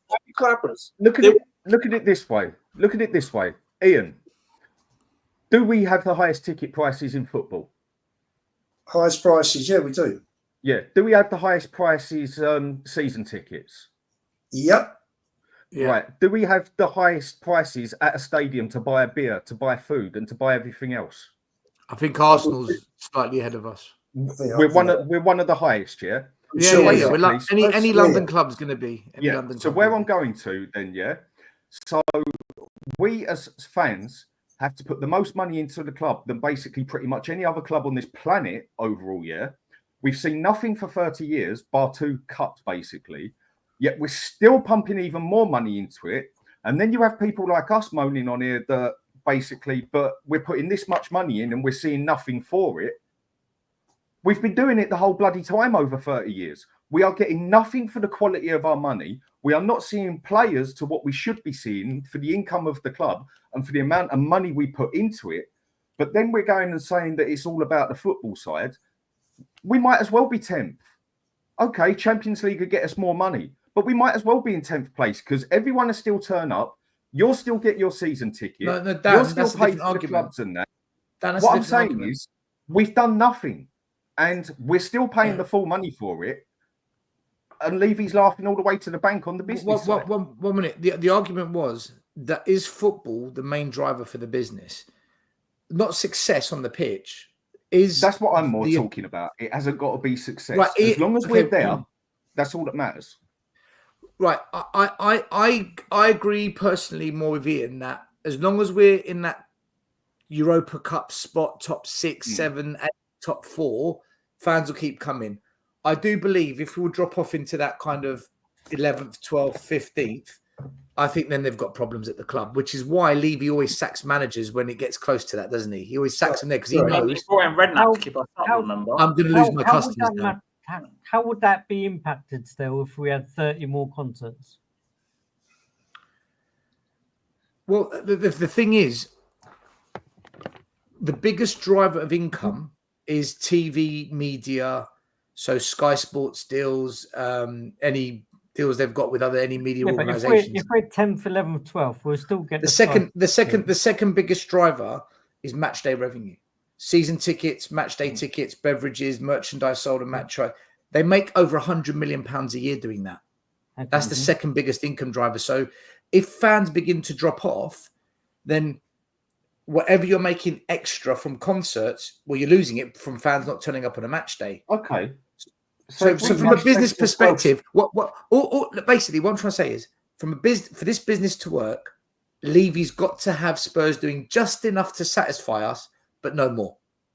So if we finish 10th or 12th for the next 5 years, are you telling me that stadium won't fill up? Because everyone was saying on here earlier, no, it won't fill up as well. Unless he drops the prices. But then he's going to lose money by dropping the prices. But look how many season tickets. There's something like a 50, 60,000 wait on a bloody season ticket, for God's sake. If we finish 10th or 12th on a regular basis for 5 years, we'll still fill that stadium up. Fans stopped going. Fans stopped going to the last period of Conte. After Conte, Dan, I was talking to a fan who was 29,000 on the list, and just before Ange joined, he got a season ticket. Like everybody goes on the list who is a member. Not all of them can afford or want to pay for a season ticket. It's all very well saying we've got tens of thousands of members. Not all of them are going to grab a season ticket when they come up. And the difference between now and several years ago is, number one, you've got a cost of living crisis. People are struggling, and the tickets the prices are mad. And we're still going there and getting nothing out of it. We're still not winning anything. We're still paying the highest prices. But if you're coming 12th, you're right, and you're right. Knocked out cuts quickly, people aren't going to go. They'll just say, do you know what? There's something better to do. What am I going to do and watch rubbish? You know, we're 40 points off the top. We're 10 points off the bottom 3. You think people are going to turn up and spend £100 on a game? Ronnie, this point you bring up sums it up, right? You've actually argued your own point. The attendance was 51,000 against Qarabag in the Europa Cup, and you say that's good. Levy and the board don't look at that and say good when those tickets are being sold at 30 quid a pop. If that was a Champions League game, that's 62,000 fans at 70 quid a pop. You can't tell me that's good compared to what it could be. So what the board will do is this. This is what the board will do. This is exactly how they operate. This is how Levy and the board work. If we had, let's say that game there, the club made, let's just call it £500,000. Let's just make it up. They made £500,000. If that was a Champions League game, let's say they made £2 million. Okay, we're just making up numbers. That £1.5 million difference, if you multiply that by the number of games you expect to stay in the competition, let's just round it off to about 15 million. Let's just call it £15 million is the difference in what you would earn. Plus the the Champions League prize money, which is considerably more. So let's now take it up to like 60, 70 million pounds difference just to get through the group stage. If the club can spend an extra 30, 40 million pound in the transfer market on the manager and get Champions League, they'll do it because they're going to make 60 million. They make a 20 million pound net. But if it's going to cost them 70, 80 million pounds to get into Champions League, they probably might not want to do it because actually the cost of buying players to get us there to make that much, actually we make a loss if we stay in this competition. This is the way they operate. Transfer spend is based on what they believe is going to cost them to get the extra revenue from the media deals, qualification in the latter stage of Champions League, ticket sales. That's the way they operate. Their decisions are all financial. Every decision Levy makes is financial. And I know this is the case because this is why I predicted Harry Kane 100% was leaving in the summer last year, because there's no way the club are going to let a £100 million player walk out the front door and wipe that off the balance sheet as a bad debt. No, not at all. Never in a million years, because they're all businessmen. Still, They're all there's businessmen. They're all accountants. 600 million for the grounds. I think before this summer's transfer window, they were 308 million owing on transfers, amortized over 5 years. So say that's another 60 million a year. So there's 86 million to start. That's just paying back on transfers. And then you've got to go from there as well. They can't afford to be 15th, 16th. They've got to keep the money coming in. That's the situation. They have built this monster now, and they've got to keep feeding it. But the problem we have as fans is that they only feed so much so that we stay semi-competitive, and we're around 4th to 8th. They never go the whole hog and go for it and try and make Spurs win trophies. That's not because that leads to what Dan and Murray said, because they know they've done just enough to keep us coming back for more. Absolutely. More. They don't need to spend it. We just have that carrot dangling in front of everyone. That's why at the time it brought in Harry Redknapp, because we were on the way to getting relegated. So he needs to bring someone in to make sure we stayed up. Otherwise, he knew everyone would stop supporting Tottenham. I get the Champions League brings in more money and all that. I totally understand that. A lot more money. A lot more money. Yeah, of course it does. I know that. But I'd still put a lot of money down that if we go down to finishing 10th on a regular basis, you'll still fill that stadium up. I mean, look at all the smaller clubs that do it, and they still fill up their stadiums easy and still have a long season out on their season tickets. And also, like with what was said earlier, where majority of Spurs fans have got a loser's attitude this day because they've never actually seen Spurs do anything, and where they've never seen Spurs do anything, but they're still paying the high price for the tickets now and still getting bang average players like Johnson and that out of it, and players that are never even going to bloody play in the team. And they're still paying the money when they haven't. Yeah, but most fans think we're going to win a trophy this year, Dan. Most fans have bought into this process. But most fans have. I guarantee we finished 10th for 3 years on the trot. I lay money on it. You'll still have the fans saying there, "Don't worry, we'll be better next year." I tell you what, Dan. I tell you what. If there's 10 games to go this season, and the best Spurs are going to get is 8th, watch people put their tickets up on the exchange. Like, fucking, what am I going to go for? Season's done. Mm-hmm. I bet that happens. And then the tickets are still sold, but the tickets already still gone. You get people they're already sold. So what does it matter? Right. Okay. Remember when we got rid of Conte and in came Stellini? Then we got rid of Stellini and came Mason for the last. Well, Mason was there for the last 8-9 games. Remember that? Yeah. Right. Go back and watch those videos on this channel. As a protest, I said I'm done. You've sacked Conte. Screw you. I didn't go to any more games that season. I put all my tickets on the exchange. Out of the 4 tickets I put on the exchange, only 1 got sold. But the club had still had the revenue for those tickets that it's already bought. It's very broad. But they've now lost potential revenue from food, drink, and merch. Yeah, that I agree. I get that. And I'm someone that had a ticket. So those that didn't have a ticket, you don't buy anything, right? I'm a special case though, JP. Right, I just drink the tap water because they've got the free water fountain. I'll give my money to the local pubs and Chick Kings and whatnot.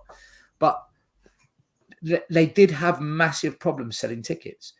So I think there's a threshold between how bad can it get before fans say fuck this, and what is the minimum the Spurs have got to do to keep everyone engaged? And I think it's probably anywhere from first to kind of seventh. That's the kind of keep Tottenham there and the customers are on board.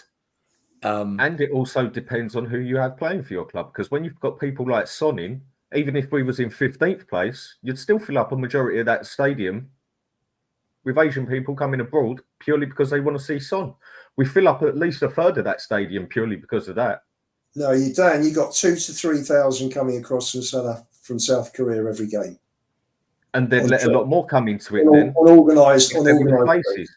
But they also spend a lot of the club shop, I think. Oh, God, yeah. Hell of a lot. Jesus, yeah. Yeah. The point I'm getting at is I still that we'd lose money out on other things, but I still think we'd fill that stadium up. And then the other way you can put it is, well, if someone's got season tickets, someone pays regular and whatever else, just because your club's not winning now, you're not going to go and watch them play. Now, a lot of the reason why a lot of Spurs supporters won't go and buy tickets or won't go there is purely because of Levy. Now, if it was all right with Levy and he was giving it 110% and we knew it, but it just weren't going right, but you could see he was trying it, even if we were 10th or 15th, that is when you go and support your club, isn't it? Not just turn your back on them and walk away like, oh, we're 15th, I don't want to know you now. A lot of us walk away because we know what Levy's like. But if we knew he was giving it his all, even if we was in fighting relegation, that is when you got to support your club then, isn't it? Otherwise, you're a fake supporter. Dan, if a family of members want to apply for 4 tickets for a grade A game, it's going to cost a dad £436. I know. Just on tickets, before food, merch, programme, travelling, parking. Sorry, it's unsustainable. So that if things are going wrong at your team, even though you know everything's right in the background and everyone's trying, but then that just shows we've got even more plastic supporters. Then that's the problem. But people are not going to spend that massive money, Dan, if there's nothing at the end of it to go and see. But they already do. I think, Dan, to argue your point, to argue Dan's point, Ian, it's more than likely not going to be the same family of 4 that go, right? But you will get a family of 4 that go. So that seat will be taken, I think. Even a family of 2, JP, you've got that's over £200 just for tickets. Yeah, but Ian, what have we done? The question was, sorry, the average wage in this country is 30 grand a year. What 1 minute? We've it's 26 and a half actually. I was looking at it. I was looking at it on the weekend. That's why I know by chance. The question actually was: is Amanda coming in for footballing reasons, as in to improve us and make us a winning team, or is she coming in because there's an investment opportunity with a potential NFL franchise, property and land development? Is she coming in because she sees a money grab, or is she coming in because she wants to make us a proper football club? That was my question, and we've just gone off on one. We're all to blame. We all got sucked into it. We're looking at the business side, though, in that aspect. My answer still is both. I would say she's coming in for a piece of the pie because she has no love for Tottenham Hotspur. Which pie? Football or hotel? The whole thing. She's probably got her hands in a lot of pies. But 1 minute, JP, which pie are you talking about? Hold on, which pie? The hotel pies. Apple pie. She can see the volume of revenue that they're making, and if you invest in that, you're going to get a piece of it. Because the shares are going to go up. She has no love for Tottenham, or the fact that the style of football they play, or who they employ, or which players they have, or anything like that. So basically, she's an extension of Levy. She's just another Levy puppet. Still, personally, we are probably the biggest underachieving team in football on this planet for what we are. Yeah, think of another team that, because you can pretty much go through the 30 biggest teams in the world, and I'd have a big bet that 25 of them have won significantly more than us. How can we, poxy little Tottenham Hotspur, who've won 2 cups in 30 years, who really don't do nothing to justify the prices of everything, be the 7th or 8th biggest club in the world? It is not down to football. It is solely down to business, why we are the 8th biggest club in the world. And be invited to join the Super League. Right, are you telling me then, Ian, we are rated the 8th biggest club and bigger than Arsenal and Chelsea because of the football side? Ian, Dan, 60,000 every week. It's high ticket prices. It's 5-6 million food and beverage every match. All this is part of it. That's all football. You're missing my point. You're missing my point. I'm not missing your point. It's football related. Right. Wait, guys, can I step in 1 second? Hold on. There's a miscommunication and I can see it. When Dan is saying, when he's saying the word football, he's not referring to football success. Yeah. He's not referring to that. When he says the word football, so when Dan says football, he's talking about football success. What he's saying is, she's not coming in because of the football success. When he says football, he means about trophies. That's basically what I'm saying. Yeah. But when you say, but when Ian hears football, correct me if I'm wrong, Ian, you're thinking about the footballing business that we are now, which football, the game on the pitch, drives that revenue. Right. You're using one word, but you've got two different meanings attached to it. That's what I can hear. Let me clarify what he's saying. The point I'm making is, Ian, it is not because we are a successful football club is why we are the 8th biggest club in the world. The reason we are the 8th biggest football club in the world is 1,000,000% down to the business side of it. Because we are bigger than Arsenal on business side. We are bigger than Chelsea on business side due to income. We are up there with the biggest of the big when it comes to the size, the revenue, what the football club is worth. Absolutely, Dan. Financially, we are 8th biggest. We are not.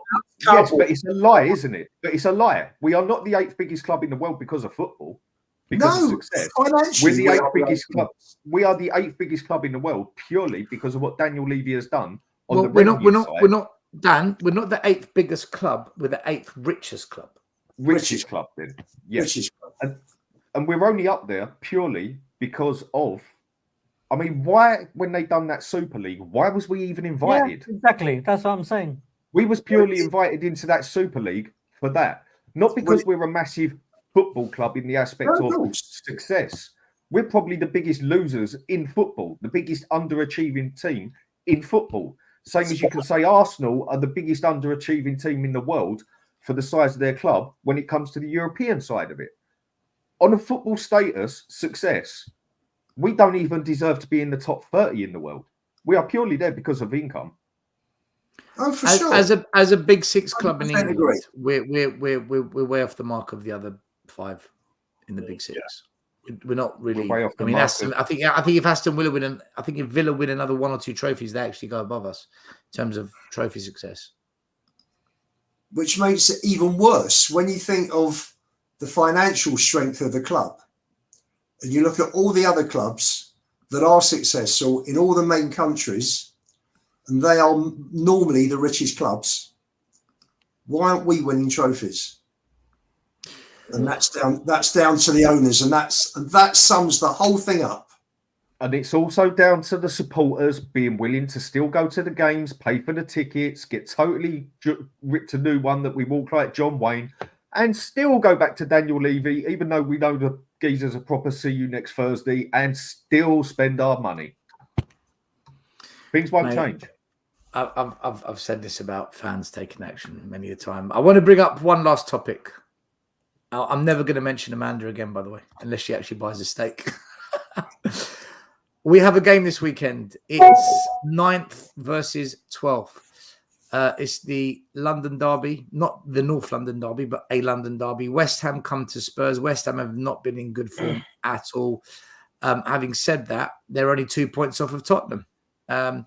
They've won 2. Spurs have won 3. They've drawn 2. We've drawn 1. But they've lost just as many games as us. So they're not actually doing that far worse than us. But they haven't been looking good. They're on -1 goal difference. Spurs are on +6. We've conceded 14. They've conceded, beg your pardon. We've conceded 8. They've conceded 11. So defensively, they're worse. And they score less. So off the back of this, you'd like to think Spurs are favourites to win this game. We normally do well against West Ham at home. I know last year we lost 2-1. Iggy did a video, I believe, yesterday, the day before, saying that there's a few injury concerns for Spurs going into this game. We're not sure of. We'll have to wait till Friday for the press interview with Ange.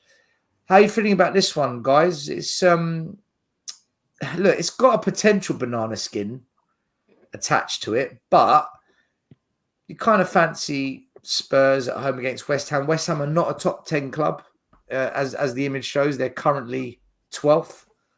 So really, we should be winning this. Anyone got anything to say about this one? Any concerns or worries you've got?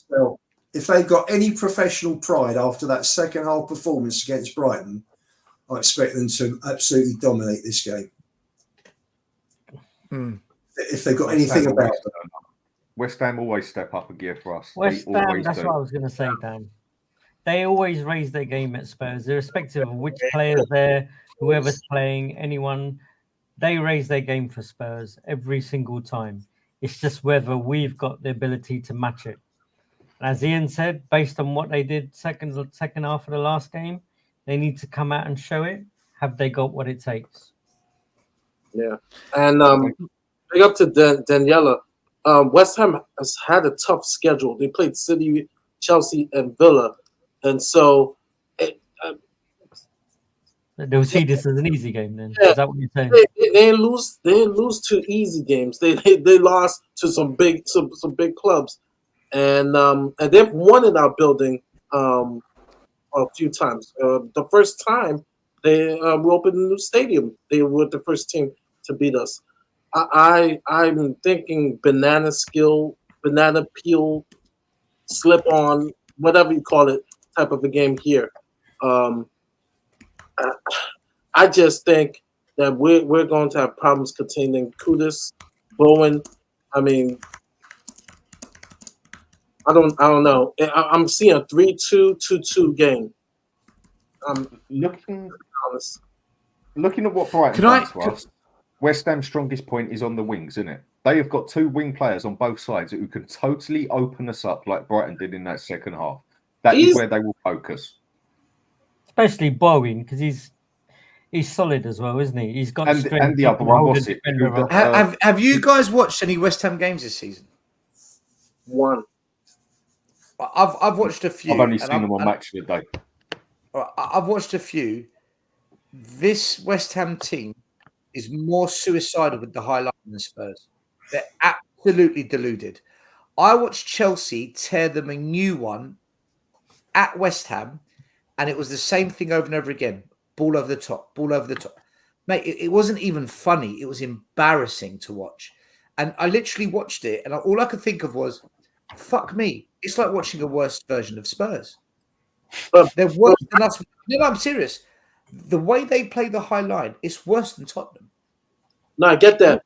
We could potentially, I'm not saying we will because it's Spurs, we could bury this lot. I mean, genuinely bury them. They're terrible. We said that against Brighton because they play wide open too. But Brighton have got something about them. Well, we knew they had a little something. You're right, Mari. You are right. But West Ham are shocking. And the thing is, we really have to finish our dinner, right? One goal might not be enough. 2 goals might not be enough. We might have to score 3, 4, like Chelsea, to be able to beat them. So if you say we're scoring 3 or 4 goals, and it's not 1 goal by Brendan, and then he doesn't score any more goals, right? Then okay, But if it's and Sonny's not playing too, it would be good to have Sonny there because we know he can finish.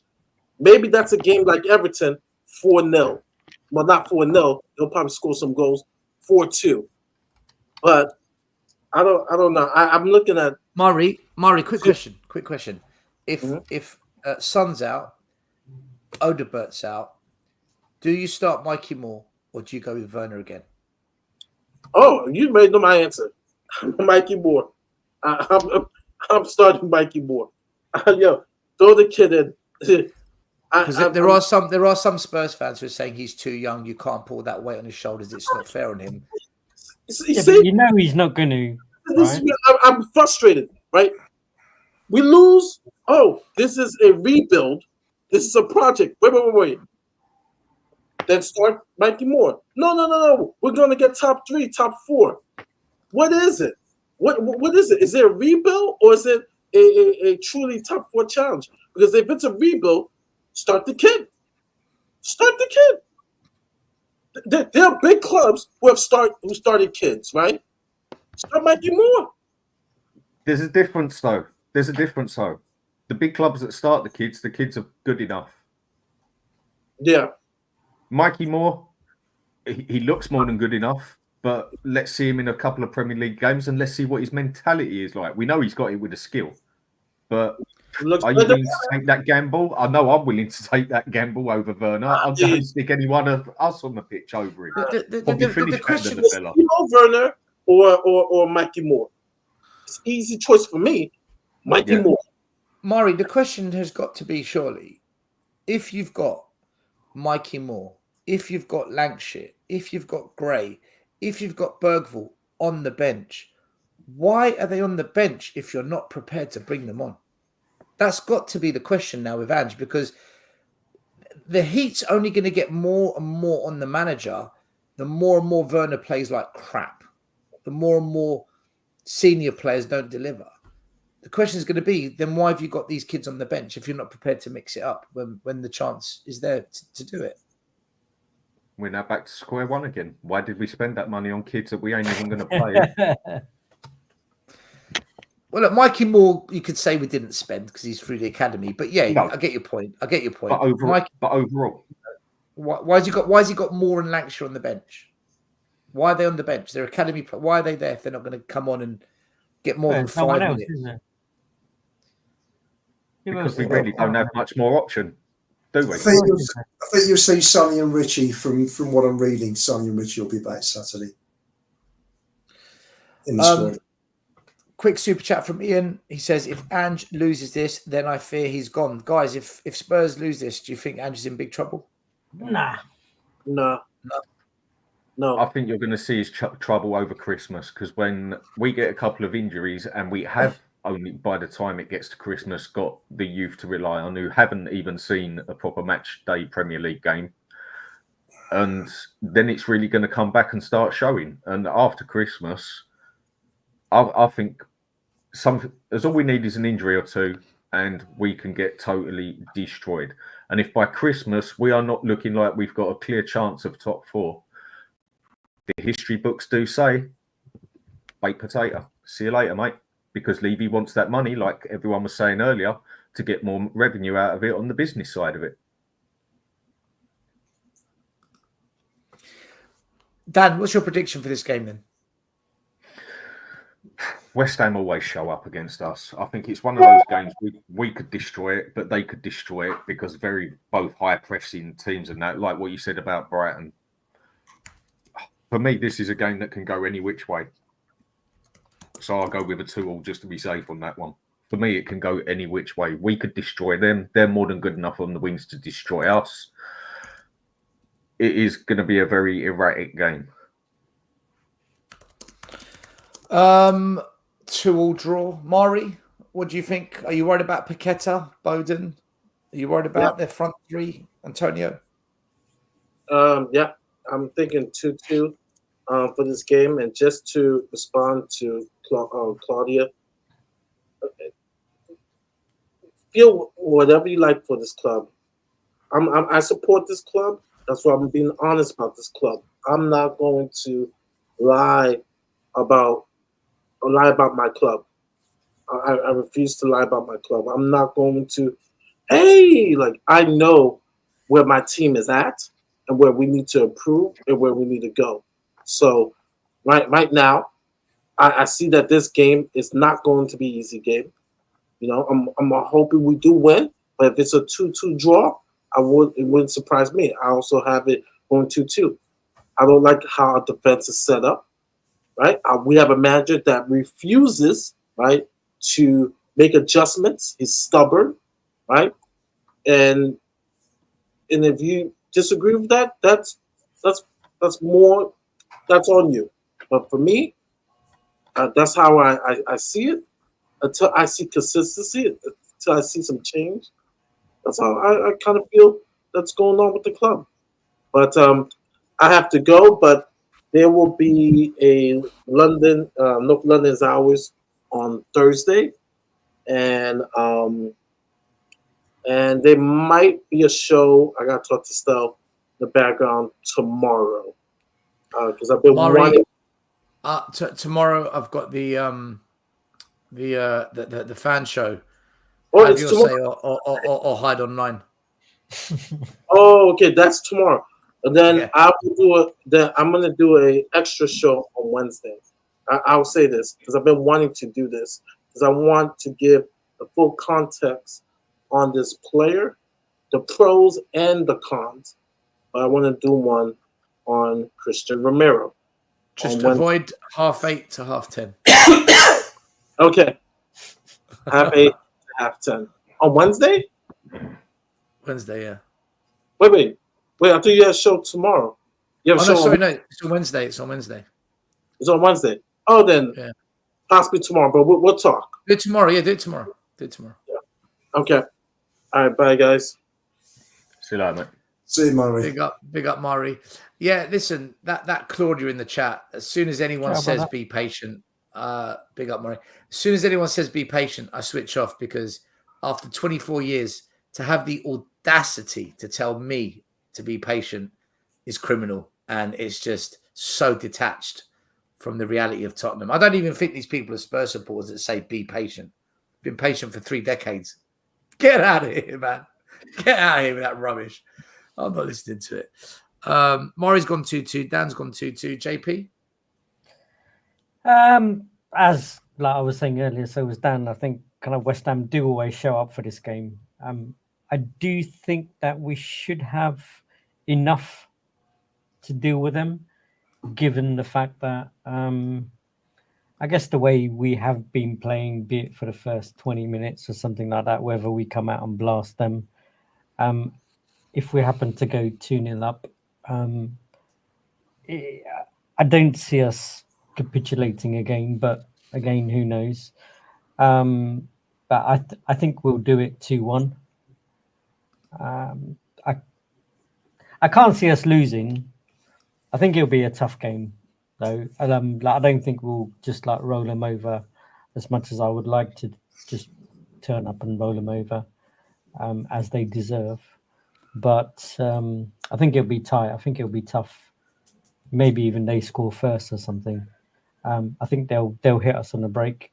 They'll have a ball over the top. Bowen will probably run onto it and knock a goal in. But I see us coming back in it. It's just whether it just depends. Like even hearing what Ian was saying earlier in terms of the second half, like how we deal with that second half.